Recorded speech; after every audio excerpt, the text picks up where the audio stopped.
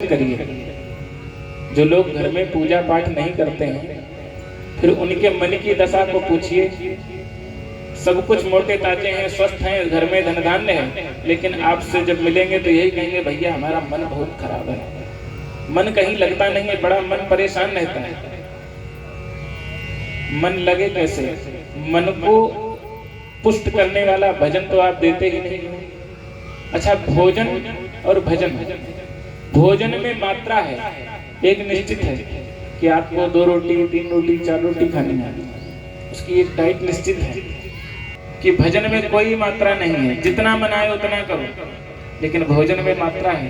अगर ज्यादा खा लोगे तो अपच हो जाएगी, डॉक्टर के पास जाना पड़ेगा। इसलिए भजन खूब करना चाहिए और भोजन को संयमित करना चाहिए। संत किसे कहा गया है? जो संतुलित रहे, जो संतुलित रहता है उसे संत कहते हैं। ये श्रीमद् भागवत कथा हम सबको संत ही तो बनाती है। आगे कहा जितस्वासो, अपनी श्वास को भी जीतना चाहिए। अब श्वास कैसे जीतोगे? प्राणायाम के द्वारा। जैसे हम लोग सांस जल्दी जल्दी लेते हैं। अच्छा ये बताओ, सांस लेते हो कि लेनी पड़ती है? बताओ, सांस लेते हो कि लेनी पड़ती है? दादाजी लेते हैं। अच्छा, आप लेते हो तो आज छोड़ दो सांस लेना। अगर लेते हो तो 5 मिनट के लिए सांस छोड़ के दिखाओ। सांस कोई नहीं लेता, सांस तो लेनी पड़ती है। और इसका भी किराया देना पड़ता है। अगर किराया नहीं दोगे तो सांसें लेनी है, तुमको इतनी सांसें लेनी है। अच्छा, कुछ लोग कहते हैं कि हम तो भैया संडे के दिन सांस नहीं लेंगे, छुट्टी कर देंगे, तो तुम्हारी भी छुट्टी हो जाएगी। ये सांस हमको लेनी पड़ती है। ये परमात्मा ही हमको सांस देता है। हमको एक निश्चित सालों से कथाएं हो रही हैं, लेकिन कथा की आदत अभी नहीं पड़ी है। आदत काहे की पड़ी है? आदत तो पड़ी है। आयु कर्म च वित्तम च विद्या निधनमेव च पंचैतानि सृज्यन्ति गर्भस्थेव देहिनाम्।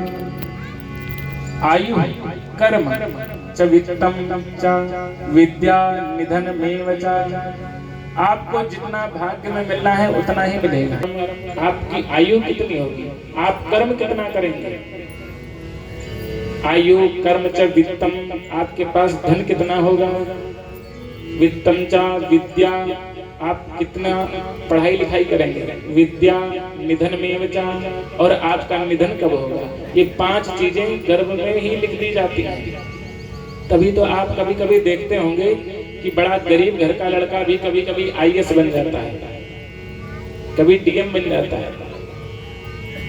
हो सकता है आपके भी सामने कोई ऐसा दृश्य आया हो कि किसी गरीब घर का बच्चा पुलिस में हो गया हो।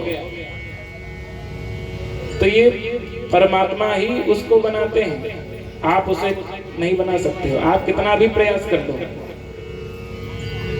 क्योंकि कहते हैं कि जब दांत न थे तब दूध दियो, अब दांत भये कान न दे। सोचो, जब दांत नहीं थे तो भगवान ने दूध दिया कि नहीं दिया।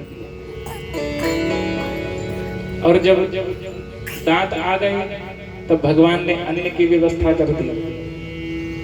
आपकी बढ़िया अन्नप्राशन संस्कार हो गया, दादी बाबा लोग आपको बढ़िया खीर चटाने लग गए। जब दांत न थे तब दूध दियो, अब दांत भये कान न दे। और आपको ही नहीं, जीव बसे जल में थल में। अच्छा ये बताओ, गंगा जी में बहुत सी मछलियां भी रहती हैं, उनके लिए कौन सा खेत है, उनके लिए कौन सी मंडी लगती है, उनके लिए भी भगवान व्यवस्था करता है। आप देखते हो कि यहाँ कुत्ते घुमा करते हैं, इनके लिए कौन सा चूल्हा जलता है, इनके लिए कौन सा रसोइया इनके लिए भोजन बनाता है, कभी सोचा है? इनकी भी व्यवस्था भगवान करते हैं। और ऐसा भी नहीं कि ये थोड़े दिन भूखे रह करके मर जाएंगे, ना। आप देखते होंगे आपके गांव का कुत्ता हो सकता सालों साल चले, 10 साल चलते हैं कुत्ते। जीव बसे जल में थल में, तिनकी सुध लें सो तेरी हुले हैं। जब सुध उनकी ले सकते हैं तो भगवान तुम्हारी भी सुध लेंगे। जान को देत अजान को देत। आप भगवान का भजन करते हो, कथा सुनते हो, तो आपको तो भगवान देते ही हैं। जैसे बहुत भयंकर गर्मी चल रही हो, बहुत भयंकर गर्मी पड़ रही हो, और उसी समय आप एसी से उतर के आए और यहाँ सिद्धेश्वर महादेव में जैसे ही बैठे की हो, यहाँ तो बहुत ही अच्छी प्राकृतिक हवा चल रही है, एसी से भी ज्यादा आनंद आ रहा है, तो आपको आनंद मिला कि नहीं मिला? अच्छा, उसी बीच में कोई अपने धर्म को, हमारे सनातन धर्म को ना मानने वाला वो आ जाए और वो कहा मैं कुछ नहीं मानता भगवान को, धर्म को, तो क्या भगवान उसको हवा नहीं देंगे? ये थोड़ी ना कहेंगे नहीं नहीं उधर नहीं चलना, केवल इतने ही बीच में चलना, जो सिद्धेश्वर प्रांगण में बैठे हैं उनको ही केवल हवा लगनी चाहिए। ऐसा नहीं, भगवान सबको देते हैं। जान को देत अजान को देत।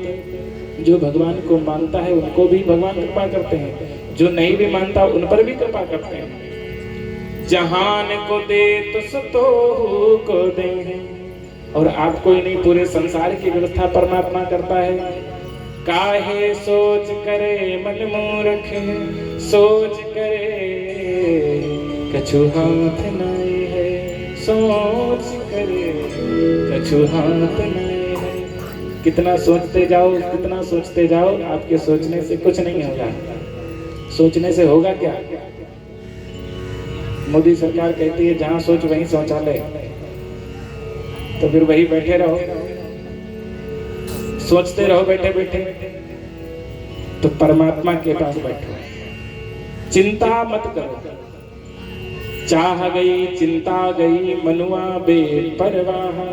जाको कछु न चाहिए सोहे साहंसाह। सहनसाह बन करके रहो। आज यही दिव्य ज्ञान परीक्षित को दिया, तो आज परीक्षित जी को मानो कि आधा भय समाप्त हो गया। और कहा राजन, जित संगो, असंग रहो, एकांत नितांत रहो, क्योंकि जितना भीड़ में रहोगे उतना ही आपको बाधा आएगी। अच्छा, जैसे आप माला कर रहे हो, उसी समय 3-4 लोग आपको आकर के बैठ जाएं, घेर के बैठ जाएं, तो आप भी माला करके उनके साथ बातचीत करने लग जाओगे, तो आपकी माला में विघ्न होगा। जित संगो, इसलिए असंग रहो, नितांत एकांत शांत कहीं वातावरण में सिद्धेश्वर महादेव के किसी भी कोने में पड़े रहो और भगवान का भजन करो। जितेंद्रिय, और अपनी इंद्रियों को भी जीत लो। स्थूले भगवतो रूपे, और स्थूल रूप में जैसे मूर्तिमान लिंग स्वरूप सिद्धेश्वर महादेव में महादेव का दर्शन करो। देखिए, जब पत्थर में भगवान को देखने लग जाओगे, तब इन चलती फिरती मूर्तियों में भी भगवान दिखने लग जाएंगे। अच्छा, कुछ लोग आते होंगे तो केवल पत्थर ही देख के रह जाते होंगे, पत्थर में भी भगवान किसी किसी को नहीं दिखता। कभी कभी आपके भी सामने आया होगा, कहते होंगे अरे ये मूर्ति कैसी है, हमारे यहाँ मूर्ति है बड़ी चिकनी है, अरे घर तो देखो पता नहीं कैसा टेढ़ा मेढ़ा बना है। तो इस सिद्धेश्वर महादेव मूर्ति में, लिंग में भी भगवान को नहीं देख पाते हैं कुछ लोग। अगर इस मूर्ति में भगवान को देखने लग जाएं, तो भगवान फिर हर जगह दिखने लग जाएंगे।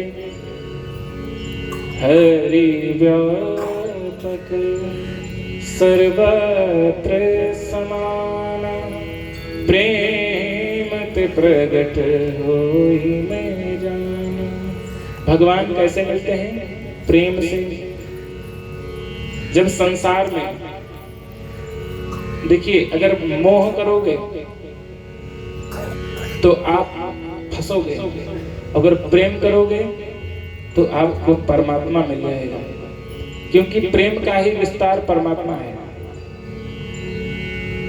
क्योंकि भगवान को भी प्रेम ही प्रिय है। गोस्वामी तुलसीदास जी ने लिखा है, बड़ा ही सुंदर भाव है। राम ही केवल प्रेम पिया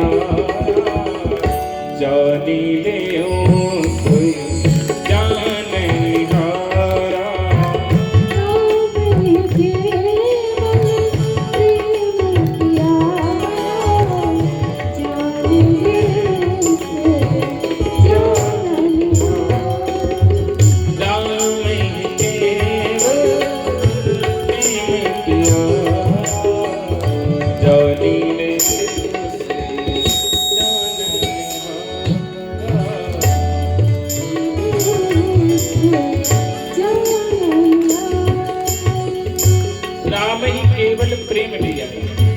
भगवान कहते हैं तुम हमसे प्रेम करो ना करो, हमसे प्रेम करना तो बहुत कठिन है।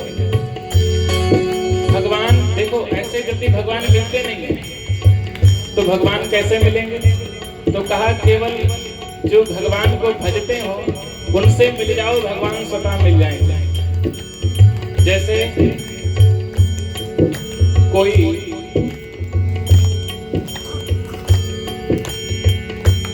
बिजली का तार पकड़ ले और उसे करंट लगता है और आप खड़े रहो तो कहते हो हमको करंट नहीं लग रहा है, इसको लग रहा है। तो आप दूर दूर से देखते रहोगे तो ऐसे थोड़ी ना करंट लगेगा। अरे उसको छू कर के देखो तब समझ में आएगा कि इसका करंट कैसा होता है। बस वैसे ही अगर भगवान आपको नहीं प्राप्त हो पा रहे हैं तो कोई बात नहीं। जिनको भगवान के प्रति आस्था हो गई है, जो भगवान से जुड़ गए हैं, जिनका हर समय भगवान से ही लगा रहता है, केवल उनका स्पर्श मात्र से ही आपका भगवान से मन लग जाएगा। तभी तो आप लोग संतों के पास जाते हो। बोले सद्गुरुदेव भगवान की जय। स्थूले भगवतो रूपे मना संधारे धिया। अपने मन और बुद्धि को भगवान के ही श्री चरणों में लगाना चाहिए। बोले शंकर भगवान की।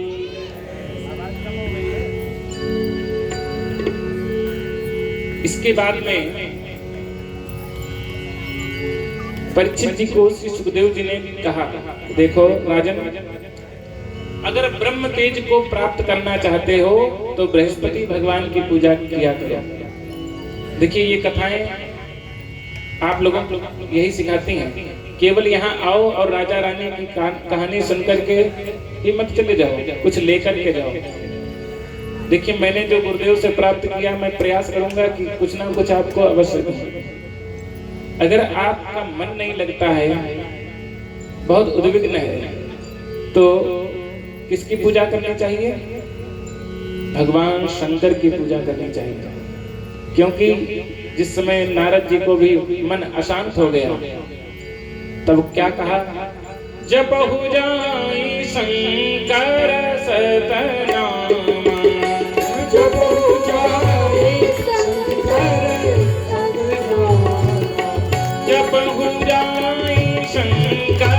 सतनाम, जपहु जाई शंकर सतनाम,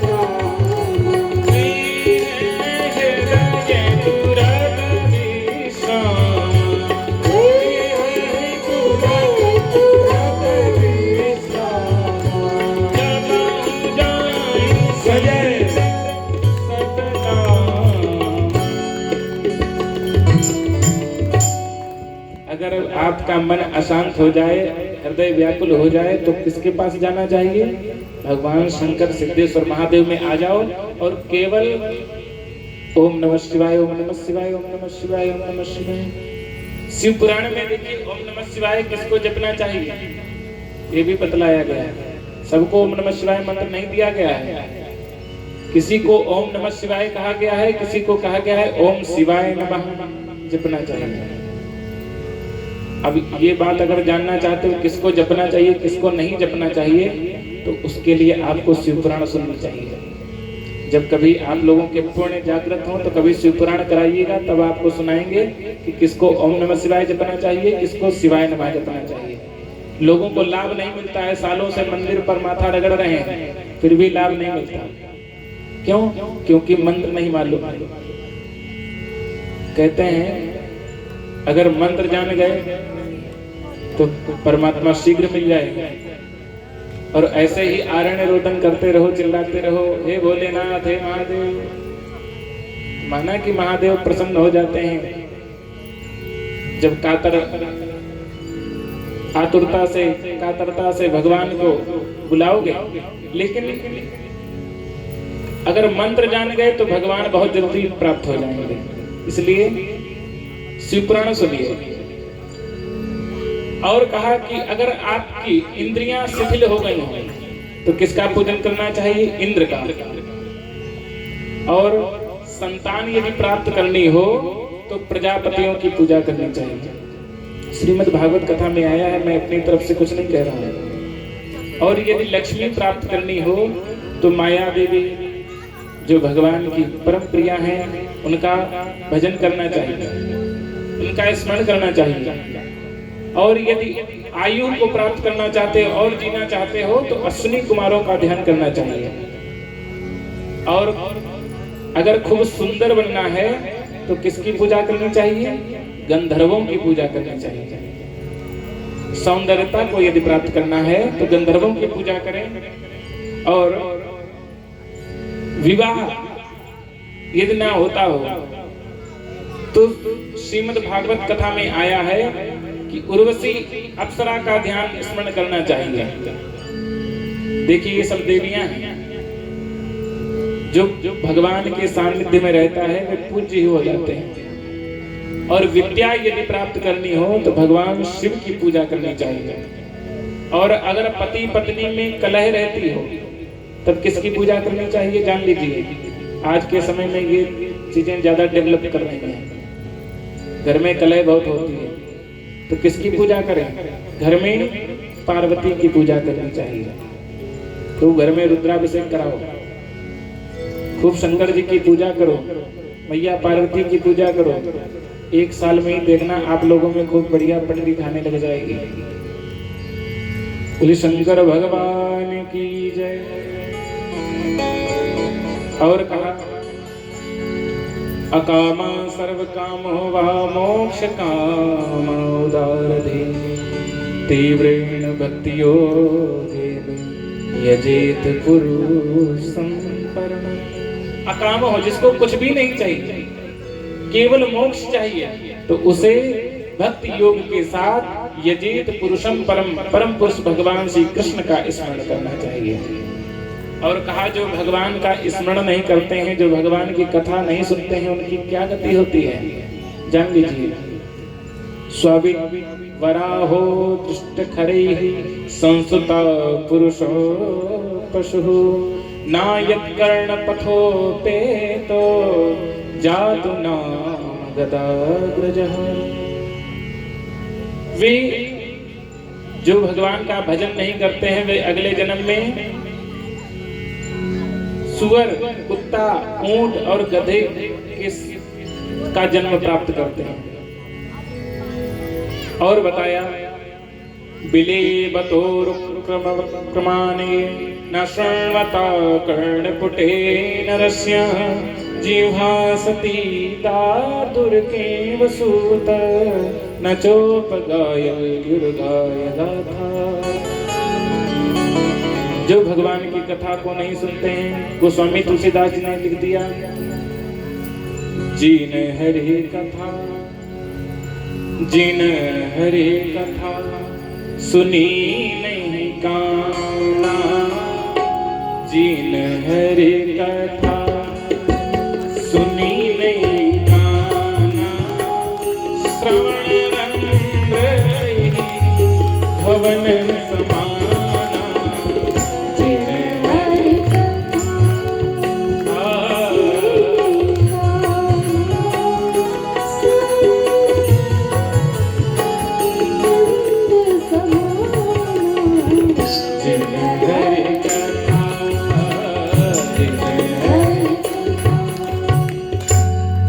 कथा सुनी नहीं काना, श्रवण रंध्र अहि भवन समा। बड़ी सरल चौपाई है, अर्थ सबको आता होगा। अहि मतलब सर्प, भवन सर्प का घर अर्थात बिल के समान है। श्रवण रंध्र अहि भवन समाना, उनके कान नहीं हैं, उनके कान बिल के समान हैं। तो भगवान की कथा अवश्य सुननी चाहिए, क्योंकि बिले बतोरुक्रमाने न शृण्वता कर्णपुटे नरस्य। जो भगवान की कथा को नहीं सुनता है उसके कान बिल के समान होते हैं, और जो भगवान की कथा में भजन को नहीं गाता है उनकी जिह्वा जानते हो कैसी बतलाई है? भागवत में आया है, जिह्वा सती दादुर के वसूता। दादुर अर्थात मेढक जैसे टर्र टर्र बोलता रहता है, वो सोच लो जो भगवान का भजन नहीं करता है वो ऐसे ही जीवन भर टर्र टर्र करते हुए अपने जीवन को समाप्त कर लेता है। इसलिए जब भी समय मिले, संसार में बहुत काम है, जब तक है जिंदगी फुर्सत न होगी काम से, कुछ समय ऐसा निकालो प्रेम कर लो राम से। कोई समय मिल जाए बस हाथ में माला लो, नहीं माला है तो केवल गाड़ी चला रहे हो राम राम करते जाओ। इसलिए जब भी समय मिले हरि नाम का सुमिरन किया करो, नाम का सुमिरन किया करो, हरि नाम का सुमिरन किया करो, नाम का सुमिरन किया करो, प्रभु के सहारे जिया करो, प्रभु के सहारे जिया करो, प्रभु के सहारे जिया करो, प्रभु के सहारे जिया करो, हरि नाम का सुमिरन किया करो, हरि नाम का सुमिरन किया करो।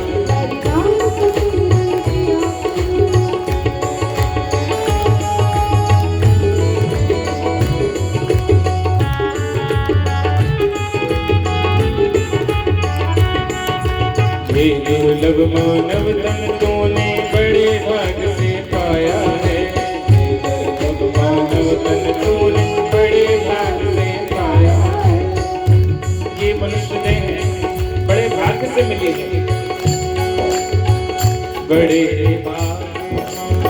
मुझसे तन पाता सुर दुर्लभ सद्गुण बड़े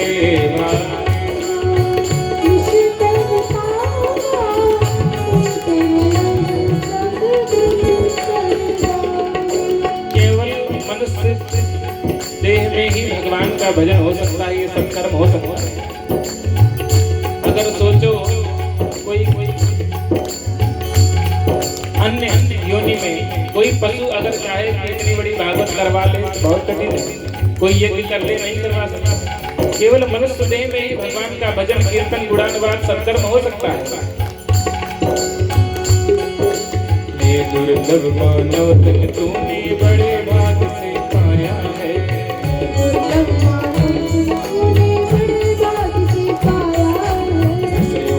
पढ़ कर कर तूने हीरा जन्म गवाया है,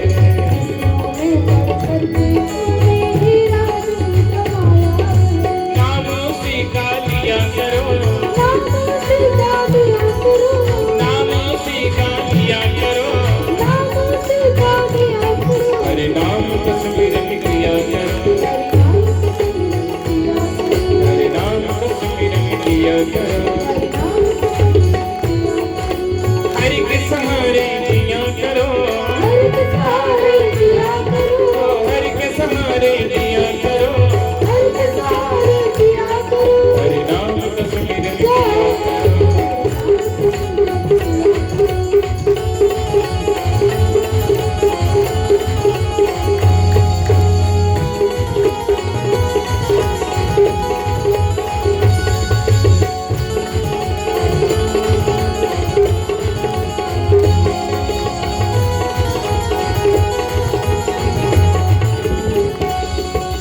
हर प्राणी से प्यार करो, हर एक में वही समाया है,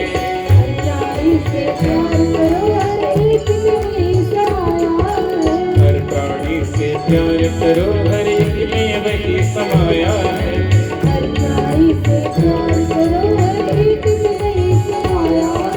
मिलकर रहना सब है अपने, कोई नहीं पराया है,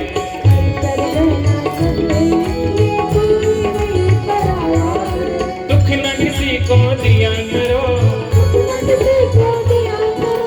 दुख न किसी को दिया करो,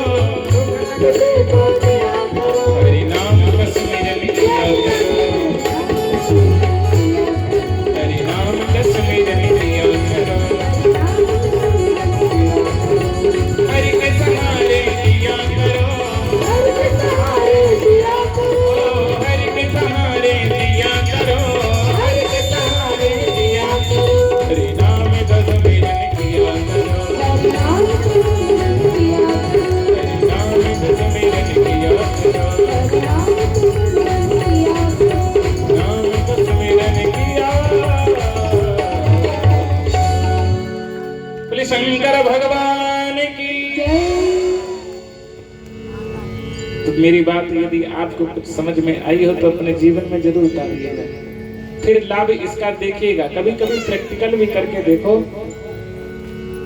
अपना सनातन धर्म ही एक ऐसा स्वतंत्र धर्म है जो कहता है कि पहले इस्तेमाल करें फिर विश्वास करें।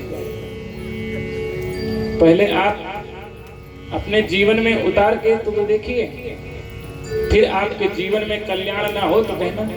लेकिन आप तो वही हाल है कि थोड़ी दूर आप आए, सोचा कि मंदिर बड़ी दूर है, फिर वहीं से लौट गए। अरे आपको आने में थोड़ी देरी तो लगेगी, देरी और दूरी से कभी घबराना नहीं चाहिए। कोई ना कोई दिन तो ऐसा समय जरूर आ जाएगा कि भगवान कल्याण करते हैं।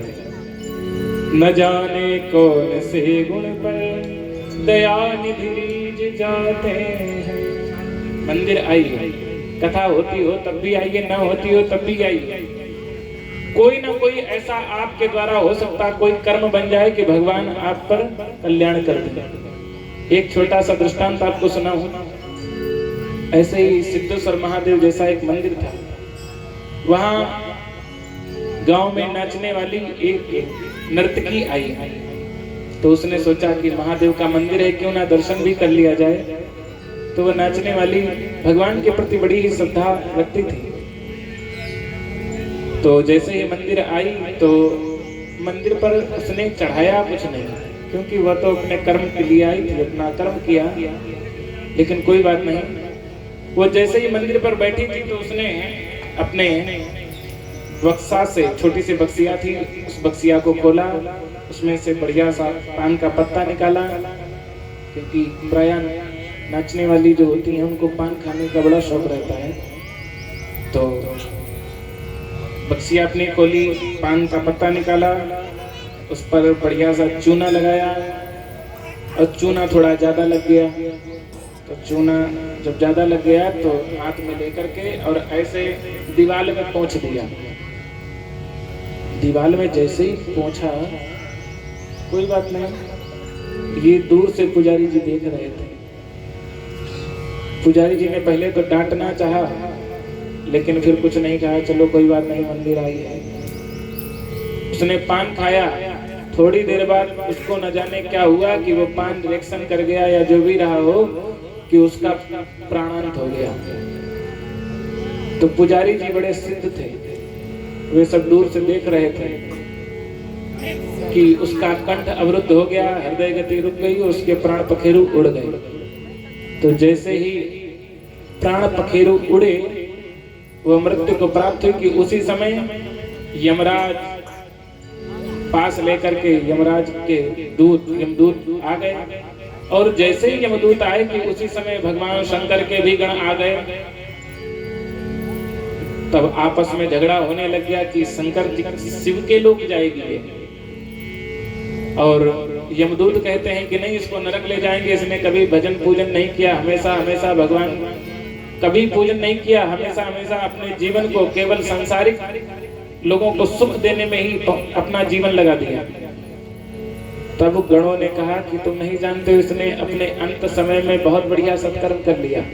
तो कहा कि इसने अंत समय में कौन सा सत्कर्म कर लिया? मंदिर के चौतरा पर आकर के इसने पान खाया और सत्कर्म क्या किया?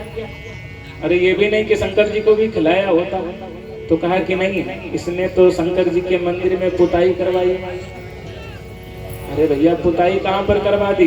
अरे कहा कोई जरूरी थोड़ी ना कि एक बल्टिया चूना मंगवा करके पुताई करवाए। अरे जितना उसके पास चूना था उतने से ही पोत दिया। सोचिए, भगवान जब कृपा करते हैं तो ऐसे ही कृपा करते हैं। तो न जाने कौन सा आपके द्वारा सत्कर्म हो जाए कि आप पर कृपा भगवान करते हैं। इसलिए यहाँ आइए, अवश्य आइए, कुछ ना कुछ समय लेकर के आइए। तभी तो कहते हैं न जाने कौन से गुण पर दया निधि रीझ जाते। बोले शंकर भगवान की जय।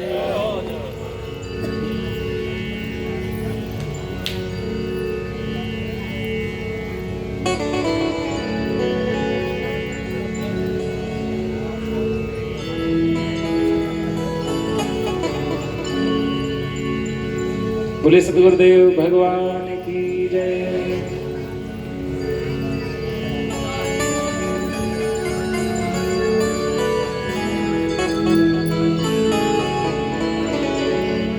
आगे श्री सुखदेव जी ने परीक्षित जी को श्रवण कराया।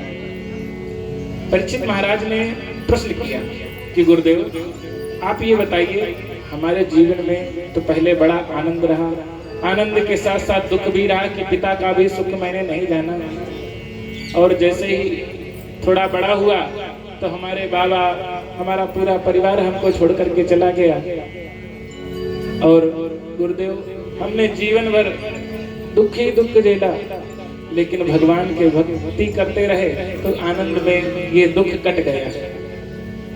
गुरुदेव ये दुनिया भगवान ने बनाई ही क्यों? दुनिया बनाने वाले काहे को दुनिया बनाई, का तेरे मन में समाई? यही परीक्षित जी ने प्रश्न किया। तब सुखदेव जी ने कहा कि देखो राजन, जिस समय भगवान ने सृष्टि करना चाहा,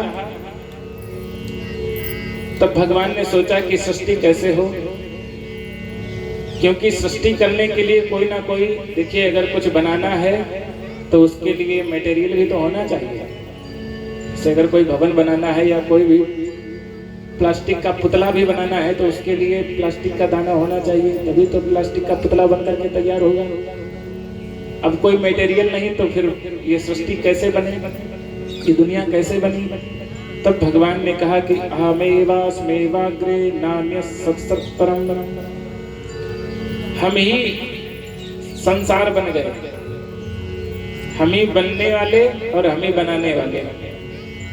जैसे उदाहरण वेदांत का, घटपट का उदाहरण दिया। जिस प्रकार से घड़ा मिट्टी होती है, तो बताओ मिट्टी पहले आई कि घड़ा पहले आया? मिट्टी से घड़ा बना और घड़े से फिर मिट्टी बन गई। अब वही मिट्टी से आप चाहो तो कुल्हड़ बना लो, और चाहो तो घड़ा बना लो, और चाहो तो सुराही बना लो, और चाहो तो भैया चिलम बना लो। मिट्टी वही है। सुराही बनाते हो तो उसमें बढ़िया जल भर करके हम लोग रखते हैं, फिर उसका जल पीते हैं तो खुद ठंडी होती है और दूसरे को भी ठंडक देती है। और उसी मिट्टी से चिलम बनती है, जो स्वयं भी जलती है और दूसरे को भी जलाती है। तो सोचो कि हम मिट्टी हैं कि चिलम, हम घड़ा हैं कि चिलम है? भगवान ने सबको बनाया, लेकिन अब अपने अपने पर गौर करना कि हम संसार में रह करके किसको शीतलता प्रदान करते हैं। ऐसे श्री सुखदेव जी ने घटपट का उदाहरण देकर के और कहा कि परमात्मा दिखता क्यों नहीं है? तो कहा कि तंतु समन्वयात्, ब्रह्म सूत्र में तृतीय सूत्र दिया कि भगवान तंतु समन्वयात्, जिस प्रकार से ये कपड़ा सामने उदाहरण है। अब इसमें हम आपसे कहें कि इसमें धागा दिख रहा है, नहीं दिखेगा। कब दिखेगा? जब इसके पास में आकर के बहुत अपनी नजर को पतली करेंगे और बड़े ध्यान से देखेंगे, तब एक एक धागा दिखेगा। बस वैसे ही परमात्मा के पास जाइए और बड़े ध्यान लगा करके जब परमात्मा को देखोगे, तब ब्रह्म सूत्र के अनुसार परमात्मा तंतु समन्वयात्, धागे की तरीके से आपको दिखेगा। परीक्षित जी ने प्रश्न किया कि गुरुदेव भगवान दिखता क्यों नहीं है? तब सांख्य दर्शन का उदाहरण देते हुए श्री सुखदेव जी ने कहा कि भगवान अति दूरा सामीप्यात् इंद्रियघातान् मनोमनस्थानात् सौक्षम्यात् अभिभवात् समाना विहारात्। इतने कारण हैं, इसलिए भगवान नहीं दिखता। अति दूरा, भगवान इतना दूर है, गगनगत रेणव। जिस प्रकार से इस बादल में या आकाश में या यहाँ धूल उड़ रही है, लेकिन आपको हमें नहीं दिख रही है। अगर देखना ही चाहते हो तो अपनी मोबाइल की स्क्रीन बढ़िया से साफ करके और फिर इसको रखो, थोड़ी देर बाद उस पर धूल के कण जम जाएंगे। तो क्या किसी ने वहां पर धूल उड़ाई? ना। भगवान इतना सूक्ष्म है कि वो गगनगत रेणवा, जिस प्रकार से हवा में धूल के कण उड़ते रहते हैं और हमें दिखाई नहीं देते हैं, वैसे ही परमात्मा नहीं दिखता। अति दूरात् सामीप्यात्, भगवान इतना दूर है लेकिन कहा नहीं, भगवान समीप भी बहुत है। सामीप्यात्, भगवान बहुत पास नहीं है। तो कहा कैसे, फिर दिखता क्यों नहीं? तो कहा कि अक्षगतम कज्जला, जैसे आपके आंख में लगा हुआ काजल, आंख के बिल्कुल पास में लगा होता है और फिर भी आपकी आंख उसे काजल को नहीं देख पाती। माध्यम किसका लेना पड़ता है? दर्पण का। तो भगवान आपके बहुत पास है, लेकिन यदि उसको देखना है तो माध्यम किसका लेना पड़ेगा? गुरु रूपी दर्पण का। जब आप किसी अच्छे सदगुरु के पास पहुंच जाओगे तो वो परमात्मा का दर्शन करा देगा। अति दूरात् सामीप्यात् इंद्रिय घातम।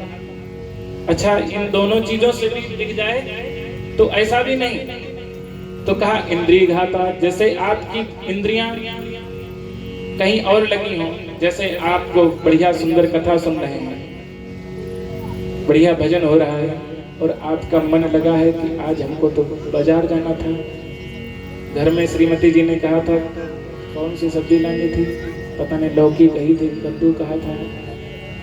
अब आपका मन तो वहां चला गया, तो मनोमनस्थानात्, तो मन के अव्यवस्थित होने के कारण मन व्यवधानात्, मन यहाँ नहीं रहा, जिसके कारण भी आपको भगवान की कथा या भगवान नहीं दिख पाए। अब इंद्रिय घातान, जिस प्रकार से अगर आपके आंख या कान बंद हो जाए, कान सुनाई देना बंद कर दे और आपसे कहे भैया बहुत बढ़िया कथा चल रही है, आप कहो अरे हमें तो पंडित जी केवल मुंह चलाते हुए दिख रहे थे और हमें कुछ दिखा ही नहीं वहां। तब तक कहा दादा आप मशीन तो घर पे ही भूल गए थे सुनने वाली। अरे भैया हम तो सोचे कि पंडित जी केवल होंठ ही चला रहे हैं। तो इंद्रिय घातान, भगवान इसलिए नहीं दिखता। इंद्रिय घातान मनोमनस्थात्, मन की मैंने परिभाषा आपको बताई थी। अभिभवा समाना विहारात्, और भगवान कण कण में, जर्रे जर्रे में, सब जगह व्याप्त है, लेकिन फिर भी नहीं दिखता। क्योंकि समाना विहारात्, समाना विहार कैसे, मतलब समान तरीके से। ऐसा नहीं कि भगवान केवल हमारे अंदर ही है, आपके ही अंदर है। वही जो भगवान आपके अंदर है वही भगवान छोटी सी चींटी के अंदर भी है। सोचो भगवान कितना सूक्ष्म है। और समाना विहारात्, समान तरीके से व्याप्त है। कैसे? जैसे आप उड़द के कुछ दाने लो और उनको उठा करके और उड़द के ढेर पे डाल दो, फिर आपसे कहें कि अपने वाले उड़द उठा लीजिए, तो क्या उठा पाओगे? नहीं उठा सकते। वैसे ही परमात्मा भी सब जगह व्याप्त है। कस्तूरी कुंडल बसे मृग ढूने बनवाए, ऐसे घट घट राम है दुनिया देखे ना। भगवान सब जगह है, बस हमें देखना आना चाहिए। जिस दिन हमें देखना आ गया उस दिन भगवान वहीं पर मिल जाएंगे। और संतों ने कह दिया ईश्वर अंश जीव विनाशी, ईश्वर अंश जीव विनाशी, चेतन अमल सहज सुख राशि, चेतन अमल सहज सुख राशि, चेतन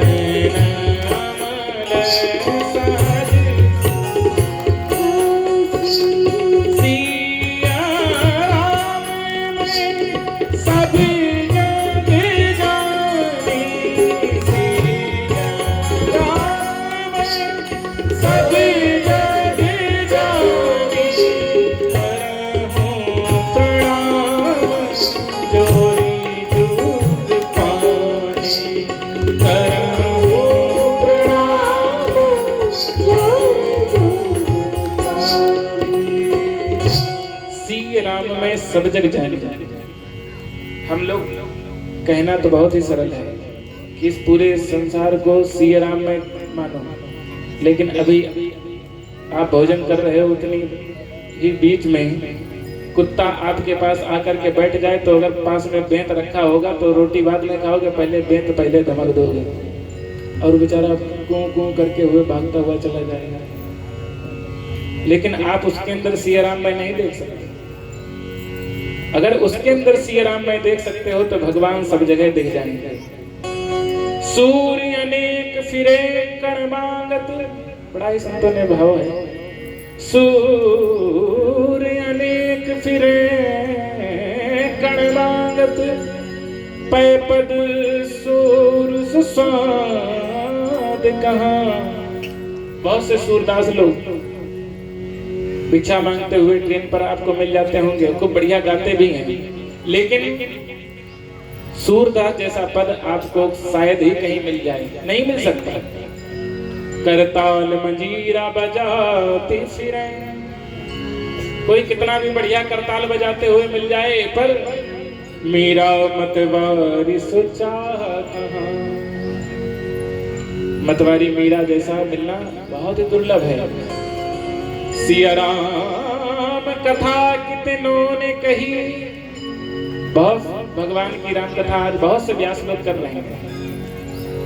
रामायण शतकोटि पारा, बहुत सी रामायणें लिख दी गई, पर तुलसी सी मर्याद कहाँ। तुलसीदास जी जैसी आज तक किसी ने रामायण नहीं लिख पाई, रामचरितमानस नहीं लिख पाई।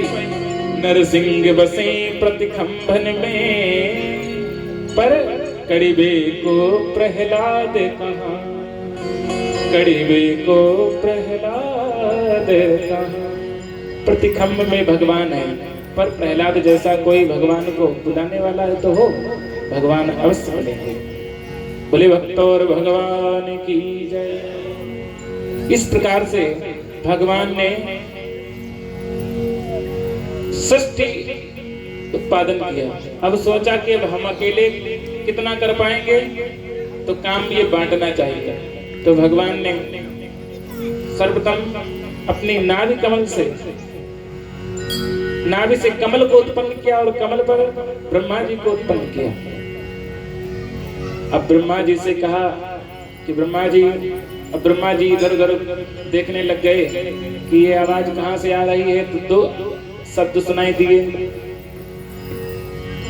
ता और पा, तप। कहा कि महाराज तप को जैसे ही जोड़ा तो समझ गए कि अब हमें तपस्या करनी चाहिए। तब ब्रह्मा जी ने खूब तपस्या करी और तपस्या करने के बाद उनके मानसिक 10 पुत्र उत्पन्न हुए। तब पश्चात उसी में रुद्र का भी अवतार हुआ। तो कहा कि क्योंकि अन्य समस्त 10 पुत्र वे भी तपस्या करने के लिए चले गए, रुद्र भगवान का अवतार हुआ। क्योंकि वो रो रहा था तो उसका नाम रुद्र रखा। कहा कि पिताजी मेरे लिए क्या क्या है, तो कहा सृष्टि करो। तो जैसे ही कहा कि सृष्टि, तो कहा कि जो आज्ञा, तो सृष्टि बढ़ाने लग गए। तो कहा कि डाकने साकने भूत प्रेत पैताल ये सृष्टि कर डाली। जो ही देखा ब्रह्मा जी ने, तो ब्रह्मा जी ने रोक दिया, भैया भैया तुम बस करो, अब सृष्टि तुम रहने दो, तुमसे नहीं होगी। कहा कि ठीक है पिताजी। वे भी भजन करने लग गए रुद्र भगवान। इसके बाद ब्रह्मा जी के श्री अंग के 2 भाग हुए। स्वयंभू मनु अरु सतरूपा, स्वयंभू अरु सतरूपा, स्वयंभू अरु सतरूपा, स्वयंभू अरु सतरूपा, बिनते बिनते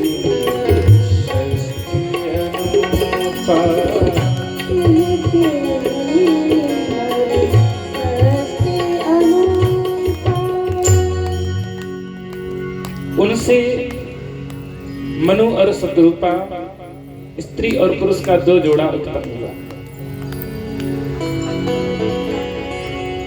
मनु महाराज की 5 संतानें हुई ब्रह्मा जी की आज्ञा से। आकुति, देवहूति, प्रसूति, 3 बेटियां और 2 बेटे, प्रियव्रत और उत्तानपाद। पूरी सृष्टि यहीं से बढ़ती हुई आज हम लोग कहीं ना कहीं इन्हीं ऋषियों की संतान हैं। मध्यम पुत्री देवहूति का विवाह महाराज कर्दम जी के साथ हुआ और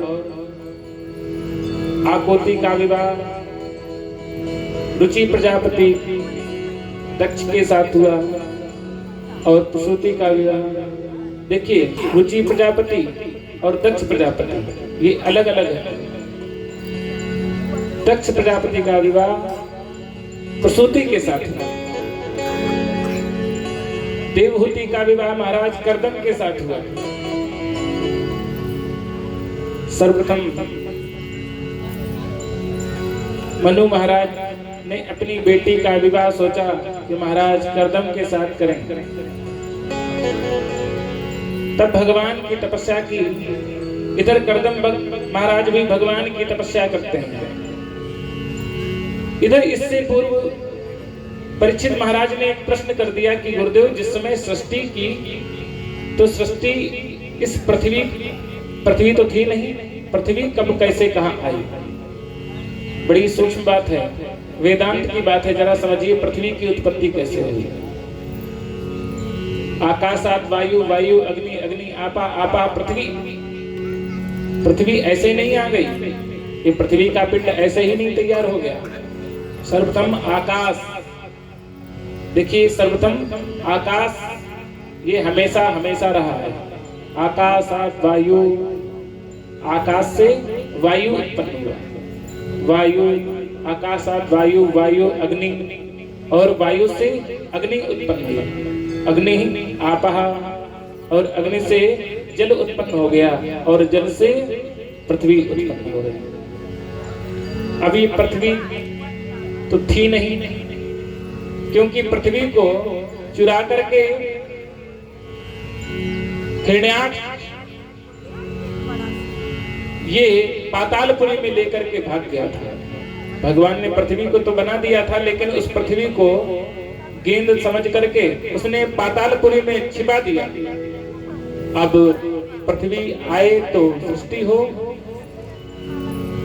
तब प्रश्न तुरंत कर दिया कि गुरुदेव ये हिरण्याक्ष कौन था? तब कहा हाँ समझो ये हिरण्याक्ष कौन था? हिरण्याक्ष अकेला नहीं था, हिरण्याक्ष का एक भैया और था, हिरण्याकशिपु। ये कोई और नहीं थे, ये राक्षस जरूर थे, लेकिन ये भगवान के बड़े ही प्रिय द्वारपाल थे। द्वारपाल के प्रिय दो,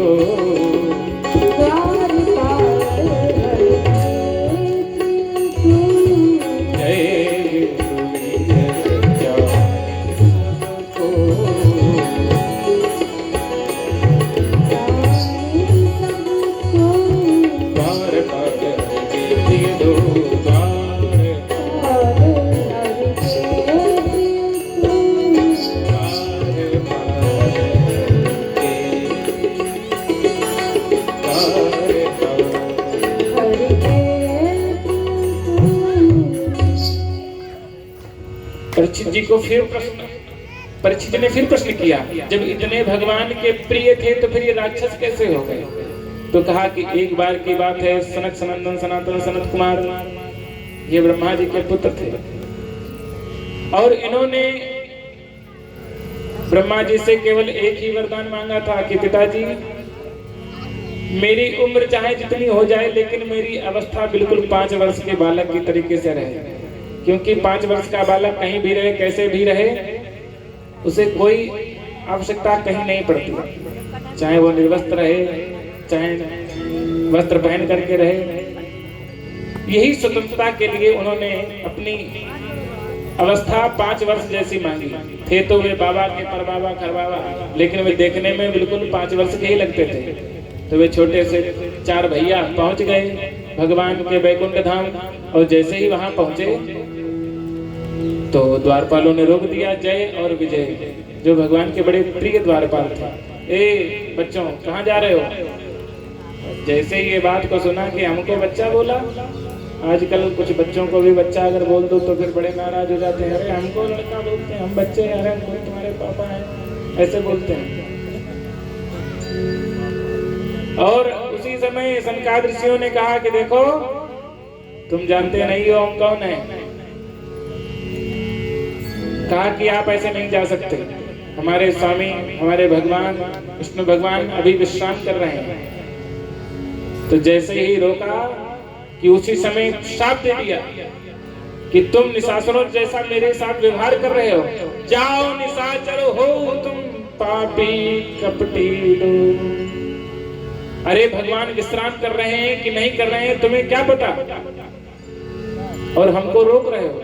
इतना जैसे ही कहा तो वे एकदम घबरा गए कि महाराज ये कौन है आप जो मुझे इतना भयंकर श्राप दे रहे हैं। तभी भागते हुए भगवान के पास पहुंचे और भगवान को जैसे ही बताया तो भगवान भी भागते हुए आए, तो भगवान को भी श्राप दे दिया कि जाओ, तुमको इनके उद्धार के लिए तुमको जन्म लेना पड़ेगा, और एक जन्म ही नहीं, तुमको 3 जन्म तक जन्म लेना पड़ेगा। इधर जय और विजय को 3 जन्म तक राक्षस योनि में जन्म मिला, हिरण्याक्ष और हिरण्यकशिपु, फिर रावण और कुंभकर्ण, और फिर इसके बाद शिशुपाल और दंतवक्र। रावण और कुंभकर्ण को मारने के लिए भगवान रामावतार लेते हैं। हिरण्याक्ष को मारने के लिए भगवान को वाराह अवतार धारण करना पड़ता है। हिरण्याकशिपु को मारने के लिए भगवान को नरसिंह भगवान का अवतार धारण करना पड़ता है, और शिशुपाल और दंतवक्र को मारने के लिए भगवान को कृष्ण का अवतार लेना पड़ता है। पूरी कथा सब यहीं से है। बोले कृष्ण भगवान की जय। मनु महाराज की कथा बताते हुए उससे पूर्व कहा कि देखो राजन, हिरण्याक्ष और हिरण्यकशिपु ये कश्यप की संतानें थी। उनकी पत्नी दिति,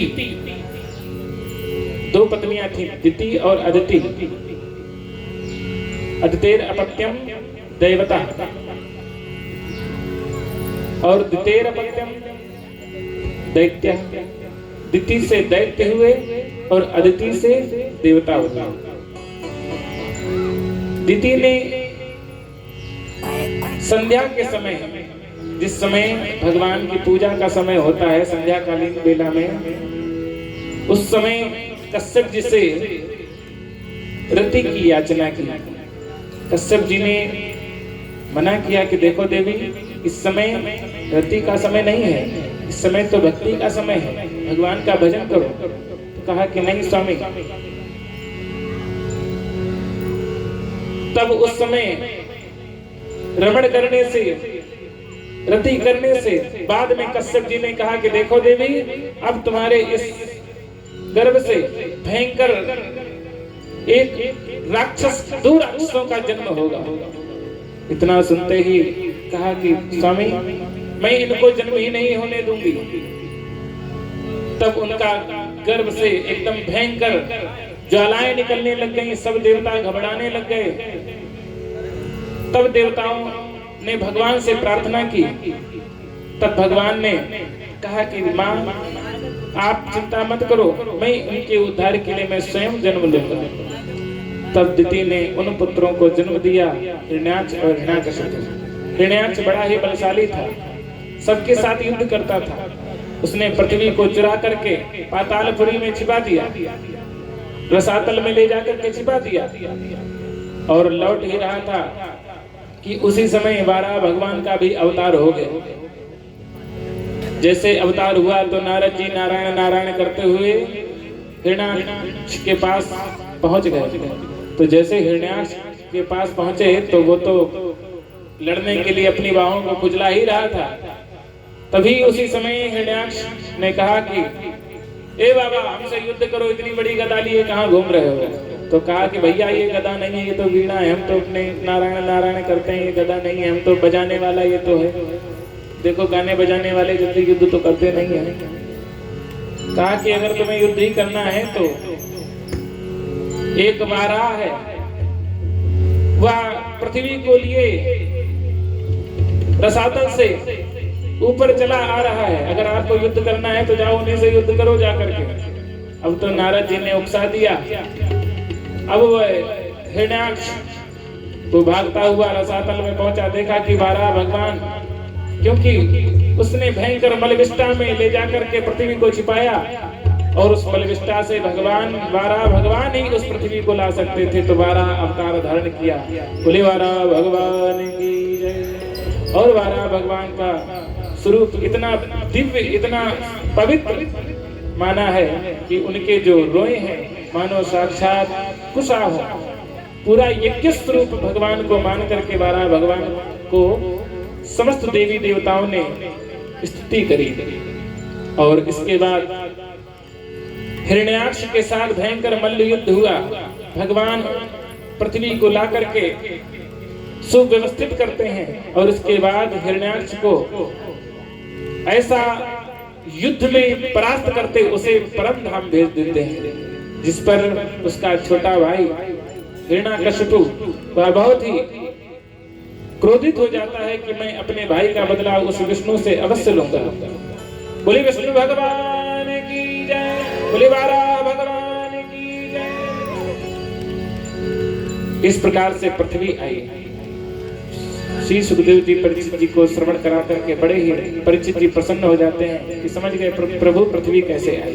इसके बाद कहा कि महाराज जो आप कथा सुना रहे थे, देवहूति जिनका विवाह कर्दम जी के साथ हुआ, तो वह विवाह कैसे हुआ?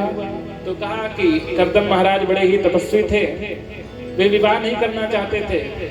तब भगवान की आज्ञा मिली, भगवान ने स्वयं आज्ञा दी कि तुम विवाह करो। कर्दम महाराज ने देवहूति के साथ विवाह किया और कहा कि जब हमारे एक पुत्र हो जाएगा तब मैं इस गृहस्थी धर्म को छोड़ करके संन्यास को स्वीकार कर लूंगा। अब इस बात को सुनकर के देवहूति ने कहा कोई बात नहीं, मुझे भोगी पति नहीं चाहिए, मुझे तो योगी पति चाहिए। आपको बताऊं, उस समय देवहूति ने भगवान से प्रार्थना की और कहते हैं कि उनकी 9 संतानें हो गई। 9 संतानें, वो भी बेटियां, लेकिन बेटा एक भी नहीं। इतना कर्दम जी महाराज ने सोचा कि बताओ, मैंने सोचा था कि एक संतान हो जाएगी तो मैं इस गृहस्थी को छोड़ दूंगा। तब देवहूति ने कहा स्वामी, आपने कहा था हमारे यहाँ भगवान का जन्म होगा और जब तक एक पुत्र नहीं मिल जाएगा तब तक मैं संन्यास नहीं स्वीकार करूंगा, मैं गृहस्थी को नहीं छोड़ूंगा, तो मैं 9 बेटियों को लेकर के कहाँ जाऊंगी। तब पुंसवन व्रत किया, जिससे कि कपिल भगवान का अवतार हुआ।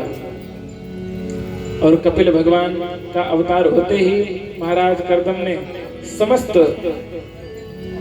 अपनी गृहस्थी धर्म को छोड़ करके संन्यास धर्म को स्वीकार कर लिया और वन को चले गए। ये 9 बेटियां कौन थी? ये नवदा भक्ति इनकी बेटियां थी। और कर्दम कौन है? जिसने समस्त अपनी इंद्रियों का दमन कर लिया है वही कर्दम है। देवहूति कौन है? देवहूति जो देवताओं को अपने गर्भ में धारण करती है। देवता अर्थात कपिल भगवान जैसे परम दिव्य ज्ञानी, परम सांख्य के प्रणेता कपिल महाराज का, कपिल भगवान का उनके गर्भ से जन्म हुआ। तो ऐसी देवहूति जो देवताओं को भी आहूत कर ले, वह है देवहूति। और आगे कहा कि उन 9 बेटियों का विवाह हो गया। तत्पश्चात अब कपिल महाराज से मैया देवहूति ने कहा कि मैंने जाना है कि आप कोई साधारण बालक नहीं हो, आप साक्षात भगवान का अवतार हो। तो हे पुत्र, मेरे ऊपर ऐसा कोई वाक कुठार चलाओ जिससे कि तुम्हारे प्रति और इस संसार के प्रति मोह बंधन कट जाए। फिर ऐसा दिव्य ज्ञान दिया कपिल जी ने कि मैया दुखत्रया विघातान जिज्ञासा तत विघात के हेतु, ये सब दुख हमारे मन से ही मिलता है। मनोनुकूल अनुकूलनीयम सुखम और मनोन प्रतिकूलियम दुखम। मन अगर आप कितना भी दुखी हो, अगर मन प्रसन्न है तो कोई बात नहीं, वह दुख भी आराम से कट जाता है। लेकिन यदि वही कितना भी आप सुखी हो और आपके पास आपको बेचैन करने वाले ज्यादा बैठे हो, बढ़िया एसी चल रहा हो, सोफे पे बैठे हो और उसी समय आकर के एक पिस्टल लगा दे आपकी कनपटी पर, तो आपको सोफा एसी कुछ अच्छा नहीं लगेगा। उसी समय ऐसा दिव्य ज्ञान दिया कि अगर आपका मन प्रसन्न है, तो मन कब प्रसन्न होगा? मन भगवान के मनमोहन में जब लगाओगे तब मन प्रसन्न होगा। और कहा कि जो कुछ सब कुछ मिला है तो केवल भगवान का ही प्रसाद मान करके उसे स्वीकार करो। जो कुछ संपत्ति है ये सब प्रभु की है। और कहा मैया ये जो कुछ भी मिला है मैं नहीं, मेरा नहीं, तन किसी का है दिया, मेरा नहीं, किसी का है दिया। जो भी अपने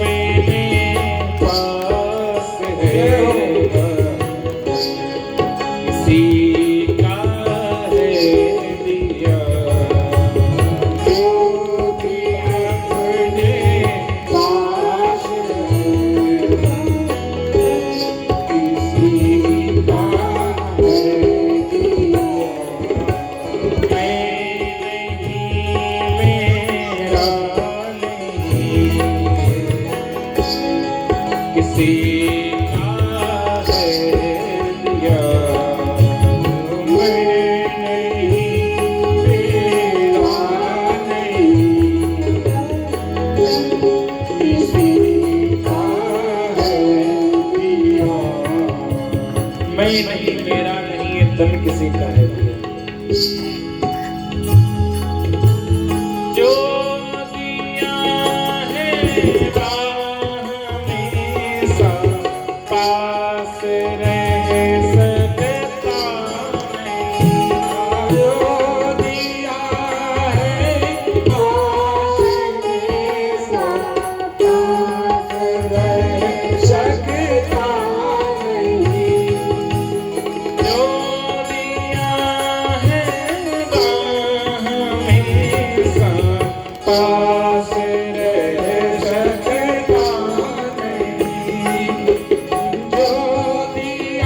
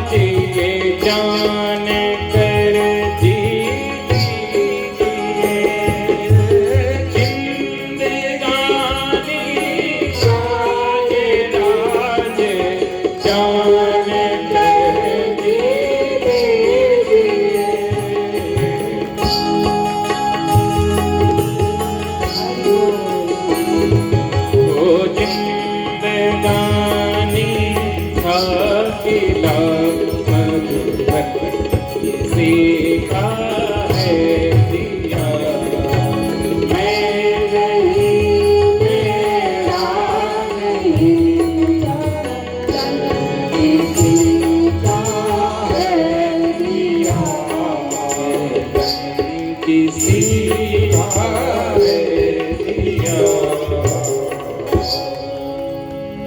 मैं नहीं मेरा नहीं है तन किसी का है दिया। ये सुनना तो बहुत ही सरल है, लेकिन अपने जीवन में उतारना चाहिए, प्रयास करना चाहिए, आदत में डालना चाहिए। दृष्टवदानुस्रविकासा यव शुद्धिच्छया यति संयुक्ता तद विपरीतां श्रेयान् व्यक्ता व्यक्त व्यक्त और अव्यक्त इनको जानना चाहिए। क्या सही है क्या गलत है ये जानना चाहिए। जिस दिन ये ज्ञान हो गया उस दिन परमात्मा मिल जाएगा, फिर कहीं ढूंढने की आवश्यकता नहीं है। जग की सेवा खोज अपनी प्रीत उनसे कीजिए। जिंदगानी का ये राज जान कर जी लीजिए। जिंदगी का राज क्या है? जैसे हम लोग ये जिंदगी जो है ये भी एक रंगमंच है। कभी कोई लीला करता है, कभी कोई विदूषक बनता है, कभी कोई सूत्रधार बनता है, कभी कोई राजा बनता है। तो क्या सचमुच वे राजा होता है? नहीं, वे राजा नहीं होता। जिंदगी भी एक रंगमंच है। इस पर जितनी देर आपका रोल है आप उतनी देर तक करोगे। जिस दिन आपका रोल खत्म, खेल खत्म, सब नाटक खत्म हो जाएगा। और बताया कि हम अपने जीवन में, आजकल के वैज्ञानिक लोग मंगल पर जीवन ढूंढ रहे हैं, लेकिन अपने जीवन में मंगल नहीं ढूंढ रहे हैं। मंगल पर जीवन ढूंढ रहे हैं, लेकिन अपने जीवन में मंगल नहीं ढूंढते कि हमारे जीवन में मंगल कैसे आए। और मंगल कैसे आता है? मंगल भवन अमंगल हारी, मंगल भवन अमंगल हारी, मंगल भवन अमंगल हारी, मंगल भवन अमंगल हारी। देवहु सुदशरथ अजिय बिहारी, देवहु सुदशरथ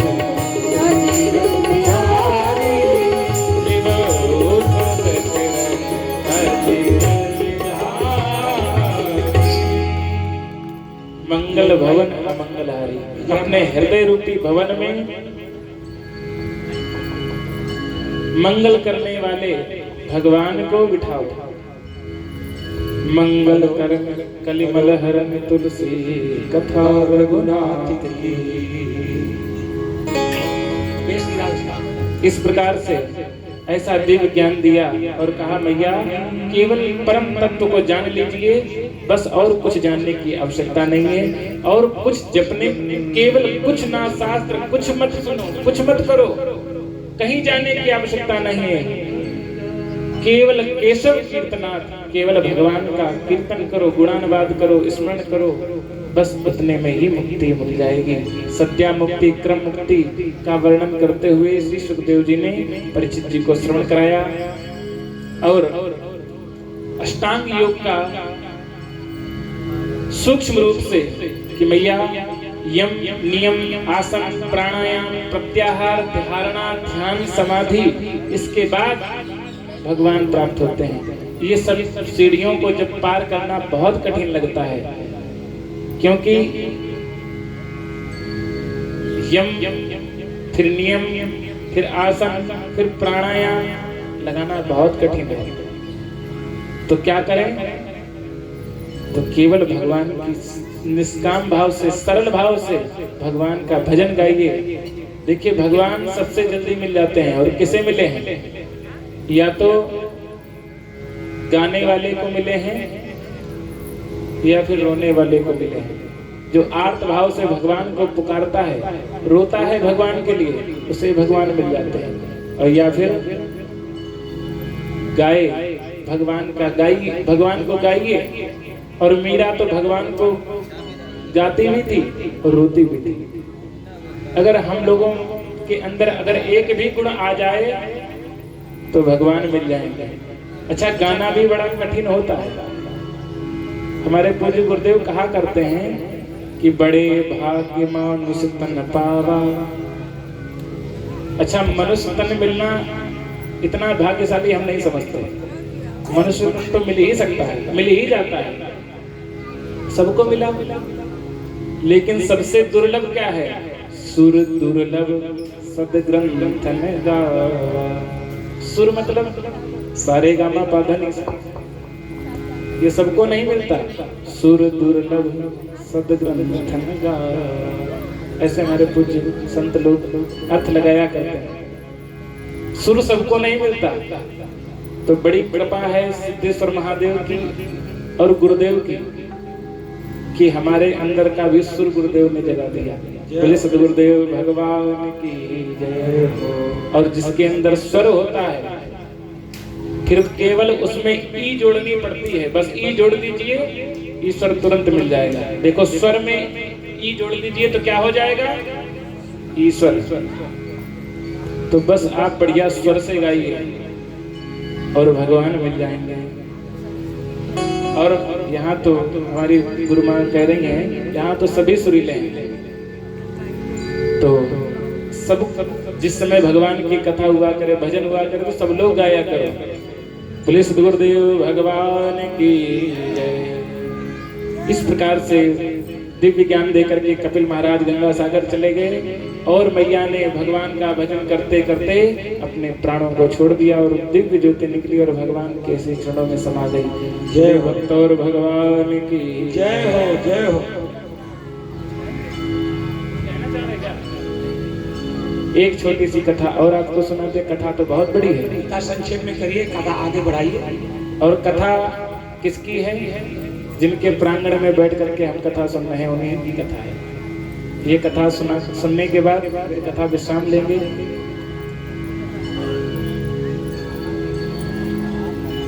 महाराज आकोती का विवाह जो मनु महाराज की दूसरी बिटियां रुचि प्रजापति के साथ हुआ, जो साक्षात जिनके यहाँ भगवान यज्ञ नारायण रूप में पधारे। और प्रसूति का विवाह दक्ष प्रजापति के साथ हुआ, जिनकी 16 बिटियां हुई। 13 धर्म को ब्याही गई, 1 अग्नि को और 1 पितर को, और एक सबसे छोटी कन्या थी, वे महाराज भगवान शिव को ब्याही गई। एक बार की बात है कि भगवान शिव की पत्नी अवतार सती को भी अग्नि में जलना पड़ा। ये बात जैसे ही सुनी तो परीक्षित जी ने प्रश्न कर दिया कि भगवान शिव की पत्नी और अग्नि में क्यों जली? और वो भी श्री सुखदेव जी ने कहा, देखो साधारण अग्नि में नहीं, यज्ञ अग्नि में जली। तब परीक्षित महाराज ने हाथ जोड़ करके कहा, महाराज इस कथा को जरा विस्तार से सुनाइए कि भगवान शिव की पत्नी, शिव मतलब कल्याण को देने वाले, ऐसे उनकी पत्नी को क्यों जलना पड़ा? तो कहा कि उनकी भी गति भगवान की कथा ना सुनने के कारण हुई थी। दूसरा कारण एक और बना कि एक बार की बात है कि देवताओं की सभा लगी और उसी सभा में समस्त देवी देवता वहां आए थे, और उस सभा के जो मुख्य अतिथि थे वे भगवान शिव के ससुर दक्ष महाराज, वे उस सभा के मुख्य अतिथि थे।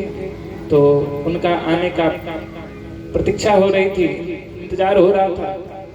तो प्राय जो मुख्य अतिथि लोग होते हैं वे समय से बहुत कम आ पाते हैं, तो थोड़ा देर से आए। तो सोचा भगवान शिव ने कि देर हो रही है तो तब तक अपने भगवान का भजन करें। तो आंख बंद करके भगवान का, नारायण का स्मरण करने लग गए, राम राम राम शिव सुमरन लागे।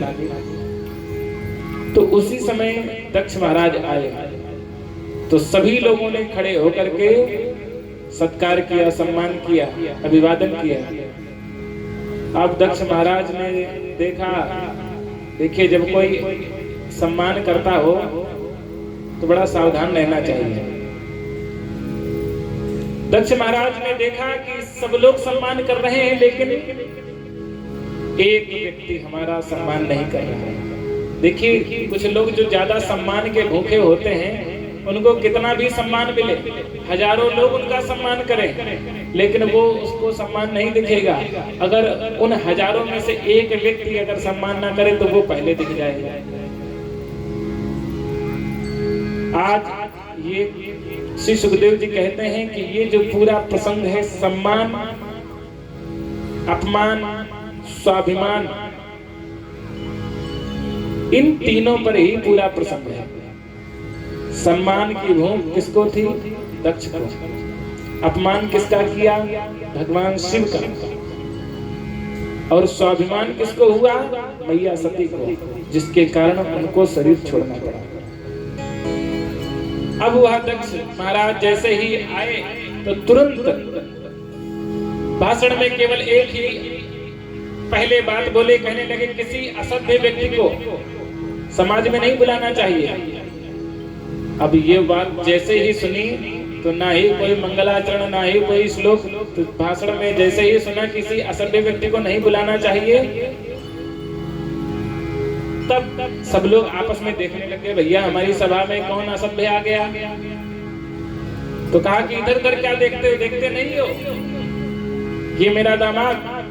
अरे मैंने देखा कि सभी लोग खड़े हुए, जिसमें कि 3 लोग नहीं खड़े हुए, ब्रह्मा जी तो चलो हमारे पिता हैं, विष्णु वे हमारे दादा हैं, लेकिन शिव ये तो मेरा दामाद है। दामाद पुत्रवत जैसा होता है, ये क्यों नहीं खड़ा हुआ? अच्छा, दामाद का भी अपना एक रुतबा होता है, दामाद का भी अपना एक सम्मान होता है। गांवों में लोग दामाद को 10वां ग्रह कहते हैं। जामाता 10वां ग्रह क्यों आचार्य जी? ऐसा हमने आपके मुंह से एक बार सुना था। जामाता 10वां ग्रह, तो कहा ऐसा कैसे, इसके गुण क्या होते हैं? अगर 10वां ग्रह है तो इसके गुण क्या है, जान लीजिए। सदा वक्री, सदा क्रूरा, सदा पूजाम अपेक्षते।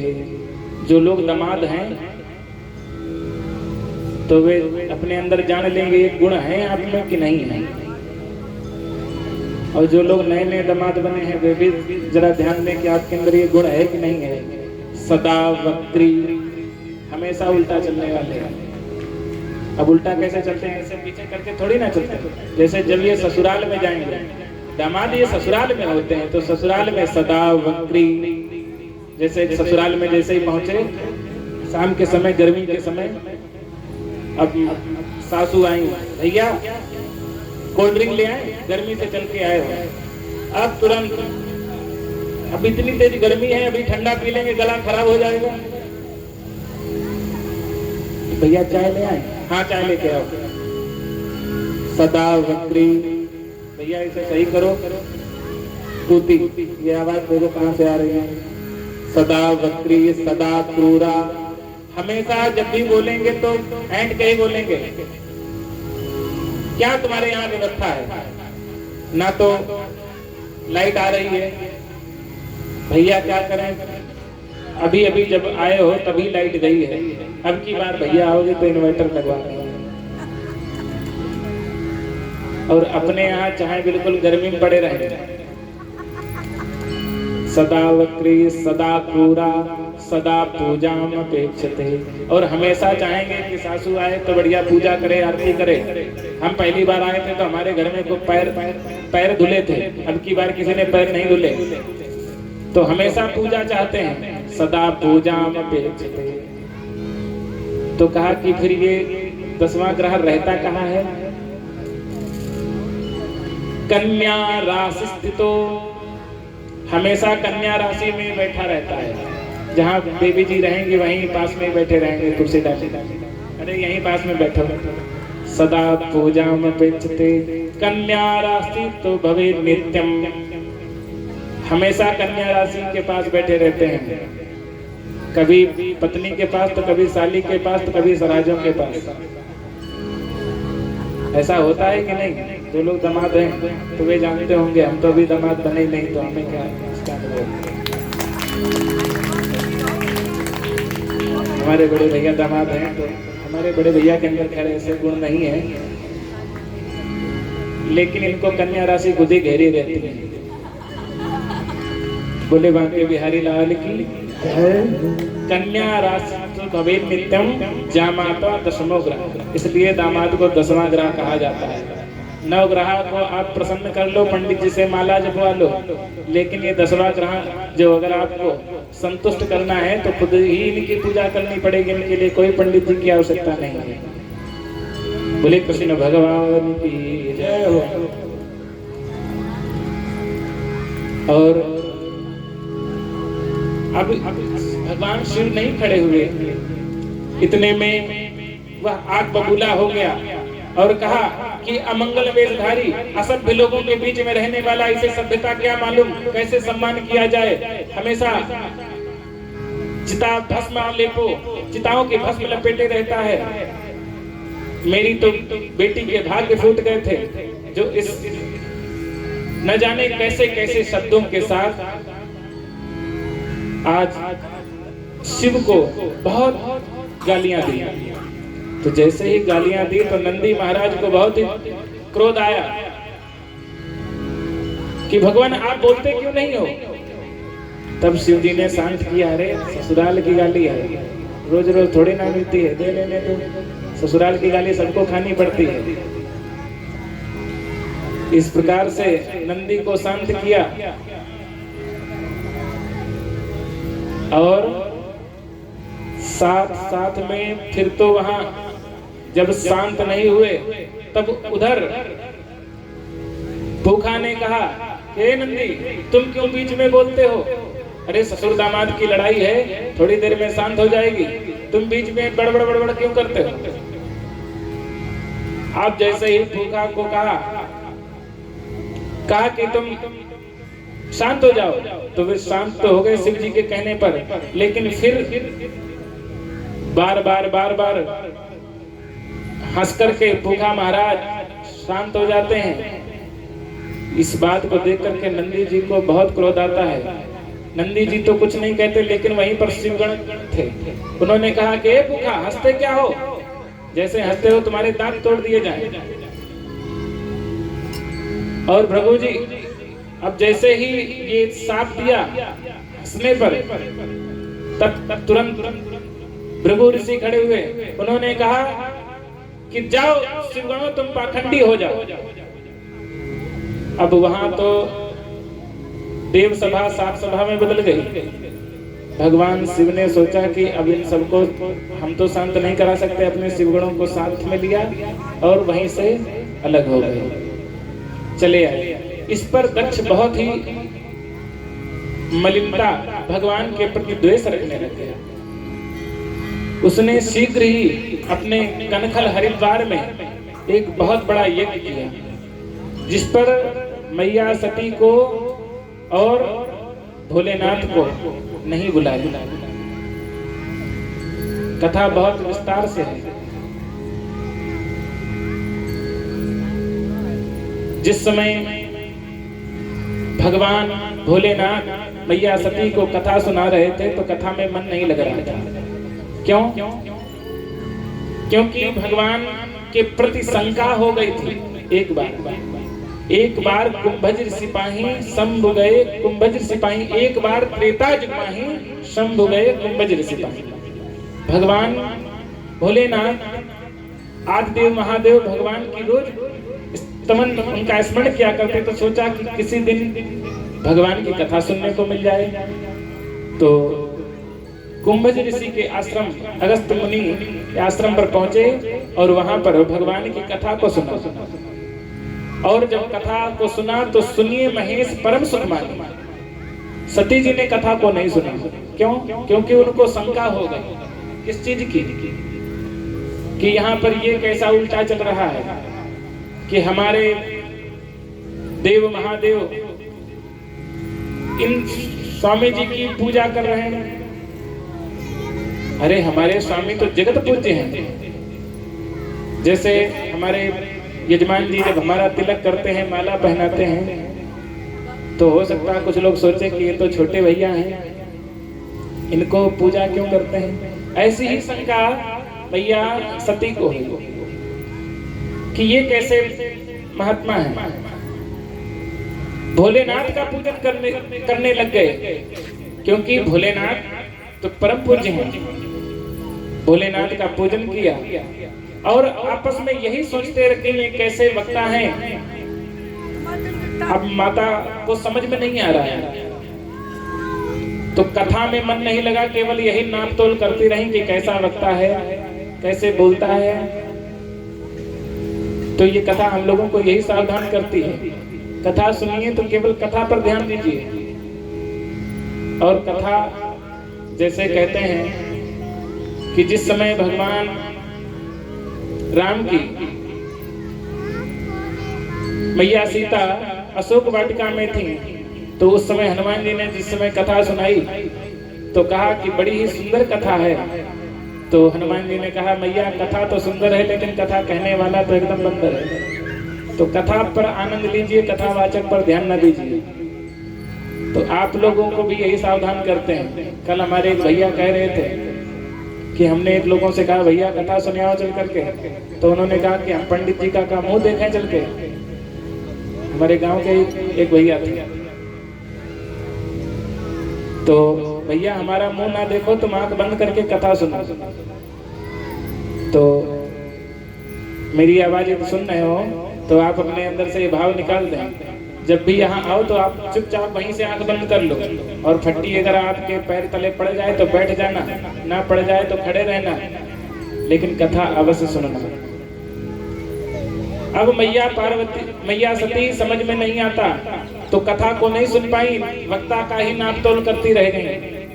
कथा जिस समय विश्राम हुई तो भोलेनाथ ने भक्ति का वरदान दिया और वहां से निकले। तो सोचा कि जिन भगवान की हमने कथा सुनी है उन भगवान का दर्शन भी हो जाए। तो जैसे ही आगे बढ़े तो भगवान का दर्शन हो गया। लेकिन दर्शन कैसा हुआ? उस समय भगवान लीला कर रहे थे। देखिए बड़ी ही अच्छी कथा है, बड़ी ही दिव्य कथा है। समय बहुत कम है, लेकिन क्या करें, आनंद आ रहा है आपको कि नहीं पहले बताओ। हमें भी बहुत आ रहा है। उसी समय भोलेनाथ ने सोचा कि हमारे भगवान जा रहे हैं, लेकिन भगवान उस समय जो लीला कर रहे थे वो लीला बड़ी ही कारुणिक लीला थी। कौन सी लीला हो रही थी? उस समय भगवान राम की पत्नी जिस समय रावण चुरा ले गया, अपहरण करके ले गया, उस समय भगवान राम बड़े ही व्याकुल होकर के पेड़ों से, पौधों से, वृक्षों से, पत्तियों से सबसे पूछते जाते हैं, एक मधुकार तुम देखी सीता ऐसा कारुणिक समय देखा तो कुसुमे जानिना कीन चिनारी बरिलोचन छवि सिंधु निहारी। नैन भर के भगवान को देखा, लेकिन उसमें जानी ना कीन चिनारी, वो कोई सुसमय था नहीं। भगवान राम आज रो रहे हैं तो दूर से ही कहा, जय सच्चिदानंद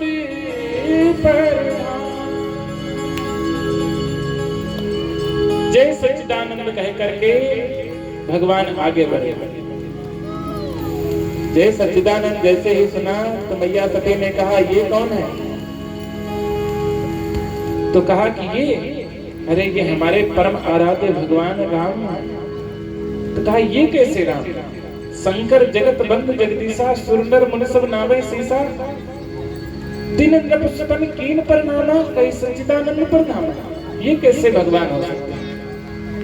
उस समय आज मैया सती को भयंकर भ्रम हो गया, समझ में नहीं आ रहा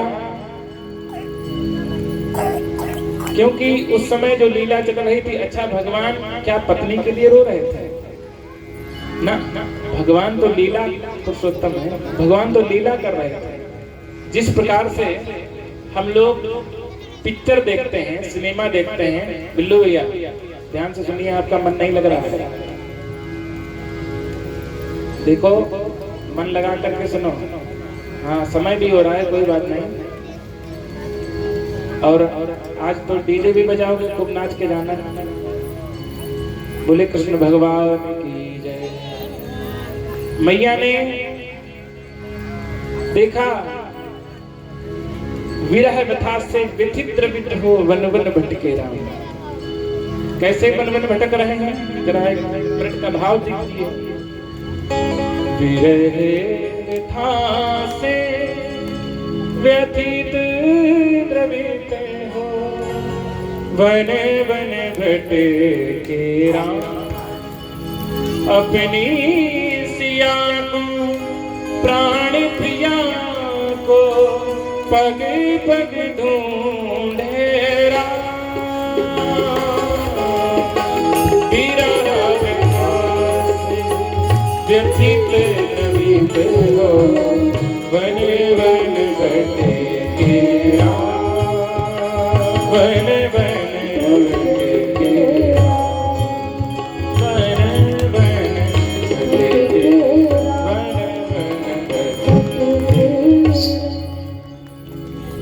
आज मैया भ्रम में पड़ गई और कहा कि ये कैसे भगवान जो अपनी पत्नी के लिए वन वन रो रहे हैं। तो कहा कि प्रभु मोरे मन कछु संदेह, कुछ संदेह हुआ है तो कि जाए परीक्षा ले, तुम्हें परीक्षा लेकर के देखो। तो कहा कि ठीक जाओ, जो तुम्हारे मन कछु संदेह हो तो कि जाए परीक्षा ले हो, तुम परीक्षा लेकर के देख लो। देखो, परीक्षा अगर लेने जाओ, अगर परीक्षक बन करके जाओ तो विद्यार्थी से ज्यादा जानकार होगे, तभी तो विद्यार्थी की परीक्षा ले पाओगे। और अगर विद्यार्थी से कम जानकार हुए तो फिर तो विद्यार्थी आपका उपहास करेगा। भैया ने सती कीन सीता कर बेसा, परीक्षा के भाव से सोचा कि क्या करें, तो सती मैया ने सीता का रूप धारण कर लिया। देखिए, सती सिर्फ सीता हो गई, और जैसे ही सीता हुई उसी समय भगवान ने देखा कि वो मैया लगता हमको लीला दिखाने आए, हम इतनी लीला करने वाले और आज हमको लीला दिखाई जा रही है। उसी समय भगवान ने अपनी लीला और विस्तार की। जहाँ देखें तहाँ प्रभु आसी, जहाँ देखें तहाँ प्रभु आसी। सेवई सीधी मुनि से प्रवीणा, जहाँ देखें तहाँ प्रभु आसी। जहाँ देखें तहाँ प्रभु आसी। सेवई सीधी मुनि से प्रवीणा। जय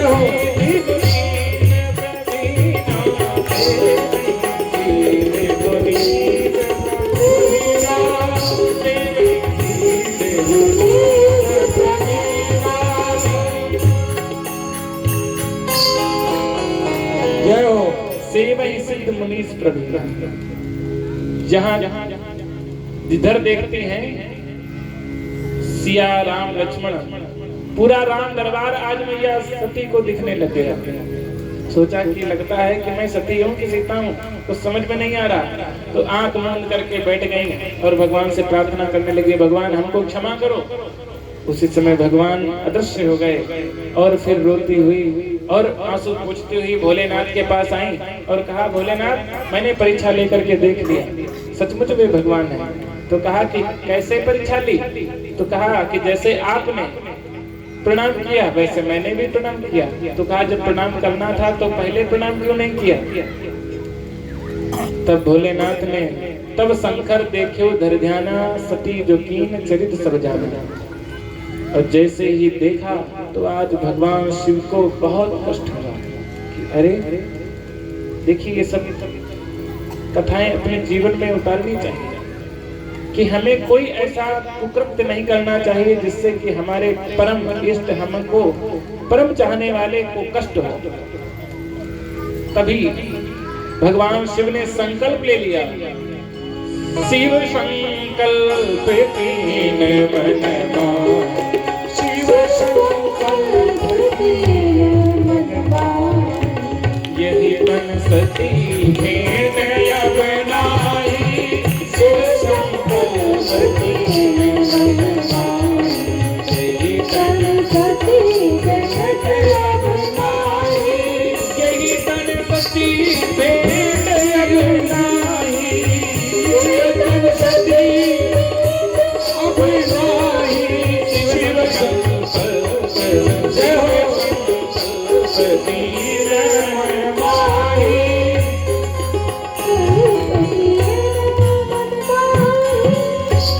शिव संकल्प कीन मन माहि, खुल करके नहीं कहा कि आज से हम तुमको छोड़ते हैं।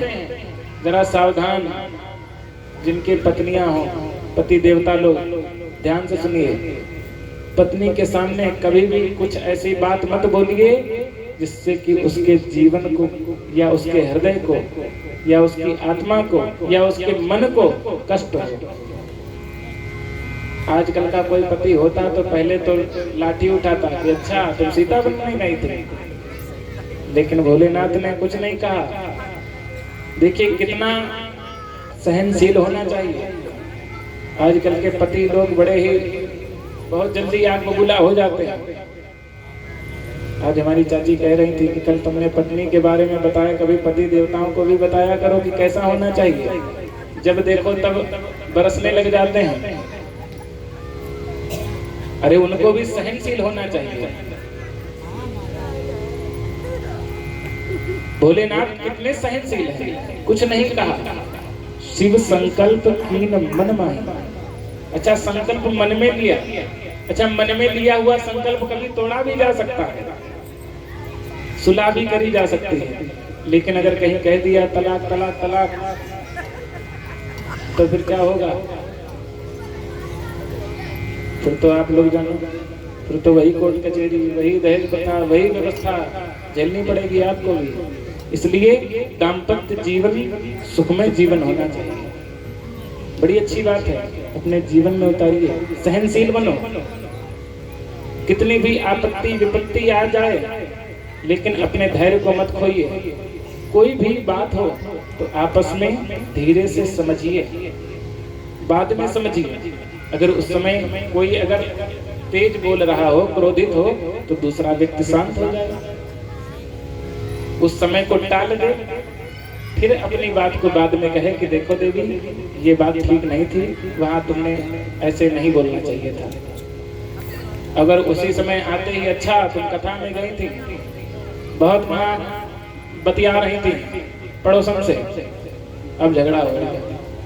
लेकिन अगर यही बात धीरे से कह देते, देखो तुम कथा सुनने गई थी, तो ज्यादा इधर उधर बातचीत नहीं करनी चाहिए। अगर तुमको बातचीत ही करनी है तो किसी दिन उनको बुला लो अपने घर पे, जो भी बातचीत करनी है घर पे करो। अब कथा में बैठ करके तुम बातचीत करोगे तो ये अच्छी बात थोड़ी ना है।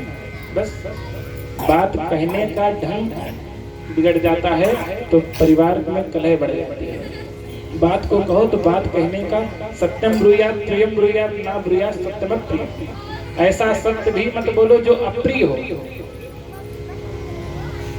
हमेशा बहुत मीठा बोलो, अपनी वाणी में अमृत घोल रे रसना, राधे राधे बोलो। और शिव संकल्प मन में ही लिया और छोड़ दिया सदैव सदैव के लिए कि अब सती यही तन सती भेंट अब नहीं। अब तब शंकर ने सन्मुख आसन दीना। जैसे ही सामने आसन दिया तो मैया समझ गई कि आज मुझे वामांग आसन नहीं दिया, क्योंकि भोलेनाथ हमको बहुत चाहते थे। यदि हमको बहुत चाहते तो वामांग आसन देते। इस पर मैया को बहुत कष्ट हुआ और कहा कि मैंने बहुत बड़ा अपराध किया है, मैंने अपने स्वामी की बात नहीं मानी। देखो, अपने पति की बात माननी चाहिए। और गलती पर गलती, गलती पर गलती जब कोई करता चला जाता है तो उसकी स्थिति सती की ही तरीके से होती है। देखिए क्या होता है आगे। कुछ देर बाद भोलेनाथ ने कहा, देखो देवी, तुम बहुत अशांत लग रही हो, भगवान की कथा को सुनो। भगवान की कथा भोलेनाथ कहने लगे तो कथा में मन नहीं लग रहा है। उसी समय हरिद्वार कंकल में यज्ञ दक्ष ने रखा, सबको निमंत्रण दिया, लेकिन भोलेनाथ को निमंत्रण नहीं दिया। उसी समय विमान गड़गड़ाते हुए कैलाश पर्वत से कंकल की ओर जाने लग गए। अच्छा, कुछ देवता लोग भी ईर्ष्यालु होते हैं। अरे विमान निकालना था तो दूर से निकाल देते, लेकिन कैलाश पर्वत से ही क्यों? क्योंकि वे जानते थे उस यज्ञ में केवल ब्रह्मा जी ने और विष्णु जी ने भाग नहीं लिया था, क्योंकि भोलेनाथ का भाग नहीं दिया गया था। उसमें भोलेनाथ का निमंत्रण नहीं दिया गया। बाकी समस्त देवता वहां पर पहुंचे अपने अपने परिवार के साथ। इधर जब विमान को जाते देखा तो मैया सती ने कहा कि ये कहाँ जा रहे हैं? तो कहा तुम्हारे पिता के यहाँ जा रहे हैं, हमको क्यों नहीं बुलाया? तो कहा, पूरा वृत्तांत सुनाया। अरे स्वामी, आपने इतनी बड़ी बात आज तक हमसे छिपाई? अरे पहले बता देते तो हम आपकी सुलह करवा देते। कहा कि सुलह कराने लायक होता तो जरूर सुलह हो जाती, लेकिन तुम्हारा पिता बड़ा ही अभिमानी है, बड़ा सम्मान का भूखा है। देखिए, मैंने पहले बताया ये प्रसंग सम्मान, अभिमान, अपमान और स्वाभिमान से जुड़ा है, इसलिए जरा सावधान। ज्यादा यदि सम्मान की भूख रहेगी तब भी दक्ष तरीके से दशा होगी, और किसी का अपमान करोगे तब क्या होगा? और बहुत स्वाभिमान भी नहीं करना चाहिए। कुछ लोग कहते हैं मैं अभिमानी तो नहीं लेकिन स्वाभिमानी हूँ, ऐसा स्वाभिमान भी नहीं करना चाहिए कि सती की तरीके से तुम्हें अपने प्राणों को त्यागना चाहिए। भोलेनाथ से कहा, भोलेनाथ आप मुझे आज्ञा दो, मैं जरूर जाऊंगी और अपने पिता से बात करूंगी कि आपने मेरे पति को क्यों नहीं बुलाया, हमको निमंत्रण क्यों नहीं दिया। बार बार रोका, लेकिन भोलेनाथ की बात नहीं मानी और वे चल पड़े। भोलेनाथ ने सोचा कि हुई है वही जो राम रच रखा, को कर तर्क बढ़ावे शाखा। भोलेनाथ ने सब गणों को भेज दिया कि जाओ, अकेले जा रही हैं, अकेले जाना ठीक नहीं, क्योंकि पत्नी को कभी अकेले नहीं भेजना चाहिए, कहीं नहीं भेजना चाहिए। भोलेनाथ ने अपने गणों को भेजा, नंदीश्वर को भेजा कि जाओ नंदीश्वर, अपनी मैया को ये मायके जाना चाहती हैं। और वे जहाँ जैसे ही पहुंची तो सब लोग से सम्मान मिले, किसी ने सम्मान नहीं किया, केवल माता सम्मान के साथ मिली। बाकी सबने बड़े ही तिरस्कार के भाव से, बड़े उपहास के भाव से देखा कि देखो ये भी चली आई, इनको न्योता भी नहीं दिया गया था। ये सब देख करके बड़ा ही कष्ट हुआ। सोचा कि मैं अपने पिता से मिलूं, तो जैसे ही यज्ञ में पहुंची तो किसी देवता ने भी सम्मान नहीं किया। और सती जाय देखियो मख जागा, कतौ न दीख शंभु कर भागा। उसी समय जब यज्ञ में भाग नहीं देखा तो बहुत ही आज कष्ट हुआ कि ऐसे दुष्ट पिता के शुक्र से मेरी ये देह बनी, मन करता है मैं अपनी देह को यहीं छोड़ दूं।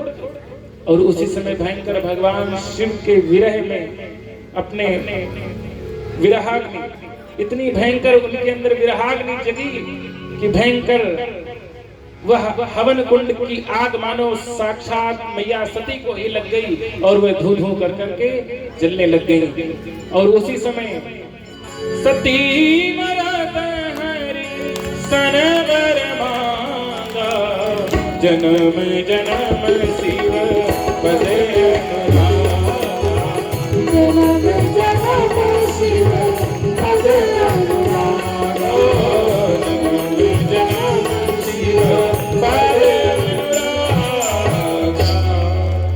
और सती मैया ने अपने प्राणों को त्याग दिया। और जैसे ही प्राणों को छोड़ा तो भयंकर हाहाकार मच गया।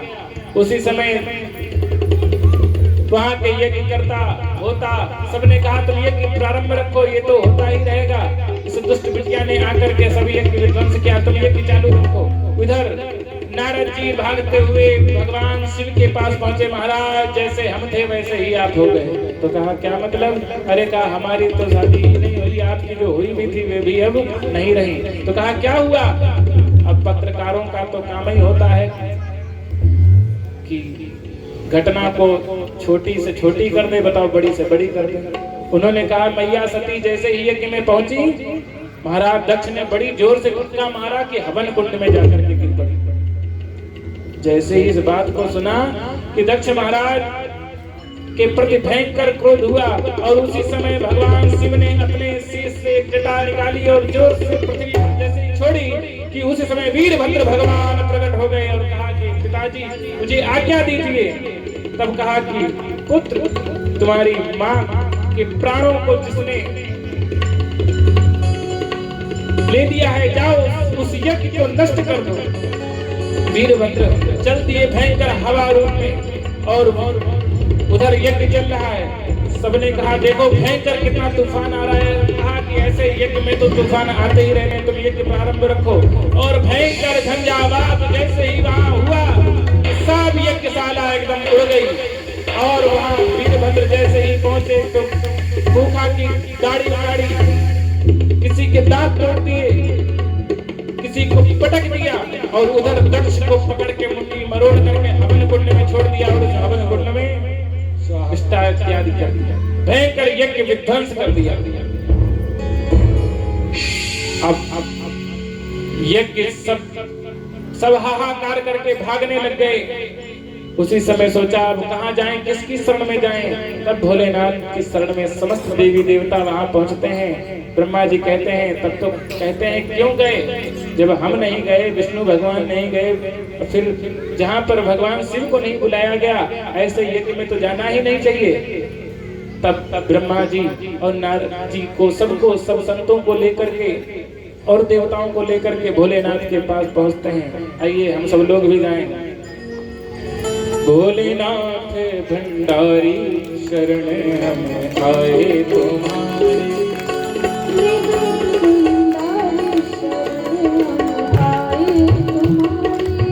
हे भोलेनाथ भंडारी शरण हम आए तुम्हारी, हे भोलेनाथ भंडारी शरण हम आए तुम्हारी, भोलेनाथ भंडारी शरण हम आए तुम्हारी, भोलेनाथ भंडारी शरण हम आए तुम्हारी, आए तुम्हारी शरण आए तुम्हारी, आए तुम्हारी शरण आए तुम्हारी, आए तुम्हारी शरण आए तुम्हारी, आए तुम्हारी शरण आए तुम्हारी, रखियो रखियो लाज हमारी शरण आए तुम्हारी, रखियो लाज हमारी शरण आए तुम्हारी, ओ भोलेनाथ भंडारी शरण आए तुम्हारी, भोलेनाथ भंडारी शरण आए तुम्हारी।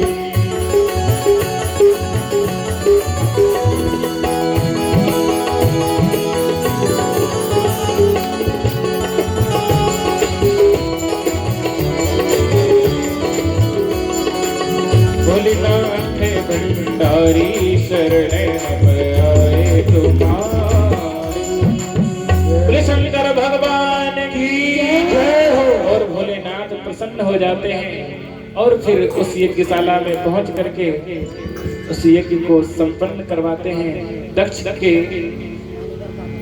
कहा कि बकरे का शीश मंगवा करके और अमृत वर्षा करके दक्ष को जीवित किया। उधर जो भूखा जिनकी दाढ़ी उखड़ गई, दाढ़ी नहीं, अब बगैर दाढ़ी के रोज हमेशा दाढ़ी पर हाथ फिराते थे, दाढ़ी नहीं, तो कहा कि महाराज दाढ़ी नहीं है तो कोई संत महात्मा कैसे मानेगा, कहेगा अरे कल के लड़का यज्ञ करा रहे हैं। तो कहा कि महाराज थोड़ी ही दाढ़ी दे दो। तो कहा कि अच्छा तुमको थोड़ी आगे बकरे वाली दाढ़ी तुमको लगाए देते हैं। तो कहा कि ठीक है भगवान, हम अपनी फ्रेंच कट से ही काम चला लेंगे। तो अब उनको छोटी सी लंबी सी दाढ़ी लग गई। इधर जो भूखा महाराज जिनके दांत टूट गए थे उनसे कहा कि तुम सत्तू घोल घोल करके पियो। और रघु महाराज इनसे कहा, उनकी आंखें निकाल ली गई थी, वीरभद्र ने आंखें निकाल ली। बोलिए त्रिपुर भगवान की जय हो, शंकर भगवान की जय हो। कोई और नहीं, कोई और नहीं हो, भोलानाथ प्यार नहीं। भोलानाथ तेरा कोई और सभी लोग आइए। कोई और नहीं, कोई और नहीं, कोई और नहीं, कोई और नहीं, भोलानाथ तेरा कोई और नहीं। भोलानाथ तेरा कोई और नहीं। उनका डमरू डम डम बोले, अगम निगम के भेद खोले।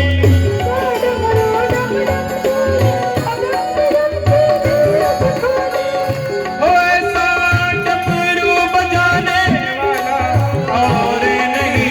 ओ भोला ओ चंपू, ओ भोलानाथ तेरा कोई और नहीं। भोलानाथ तेरा कोई और नहीं। भोलानाथ तेरा हरि बोल नहीं। भोलानाथ तेरा कोई और नहीं। अरे दोनों हाथों को उठा करके गाइए। भोलानाथ से निराला कोई और नहीं। भोलानाथ तेरा कोई और नहीं। भोलानाथ से निराला कोई और नहीं। हर हर महादेव। जय जय। ऐसे नहीं आनंद आएगा। सभी लोग कहिए हर हर महादेव। आवाज हल्की रही। अरे इतनी तेज तो बोलो कि मंदिर तक तो आवाज पहुंच ही जाए। गांव तो हमें लगता पहुंचना कठिन है। अब की बार ताकत के साथ बोलना है हर हर महादेव। पीछे वाले भक्त बिल्कुल नहीं बोले। बोले थे।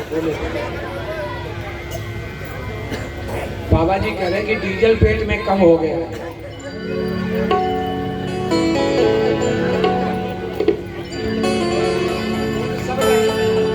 ये माइक उनकी आवाज सुनाई नहीं पड़ती।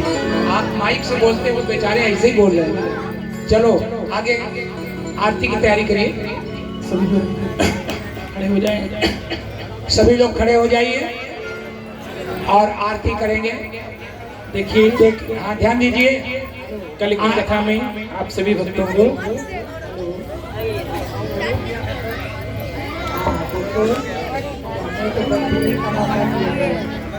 हम तो बैठे रहते हैं, कथा सुनते रहते हैं।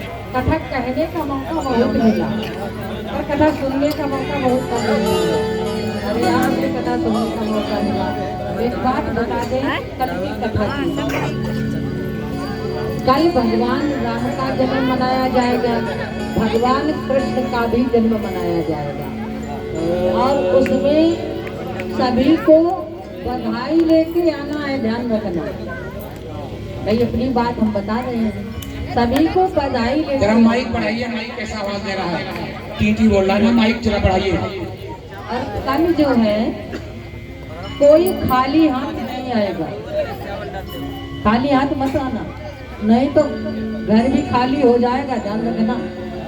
बताना मेरा काम है, करना तुम्हारा काम है। हाथ में कुछ न कुछ जरूर लेके आना। अन्न, धन, रुपया, पैसा, सोना, चांदी, मोती, मूंगा, जो भी हो वो लाना। अगर ये नहीं है, अगर ये नहीं है तो भगवान के लिए कपड़े लाना। अगर कपड़े भी नहीं ला सकते हो तो तुलसी दल अवश्य लाना। जय हो जय हो। लेकिन तुलसी दल कल रविवार है, तोड़े नहीं जाएंगे, कैसे लाओगे? आज सायंकाल हो गया। सायंकाल हो गया है तो रास्ता एक है।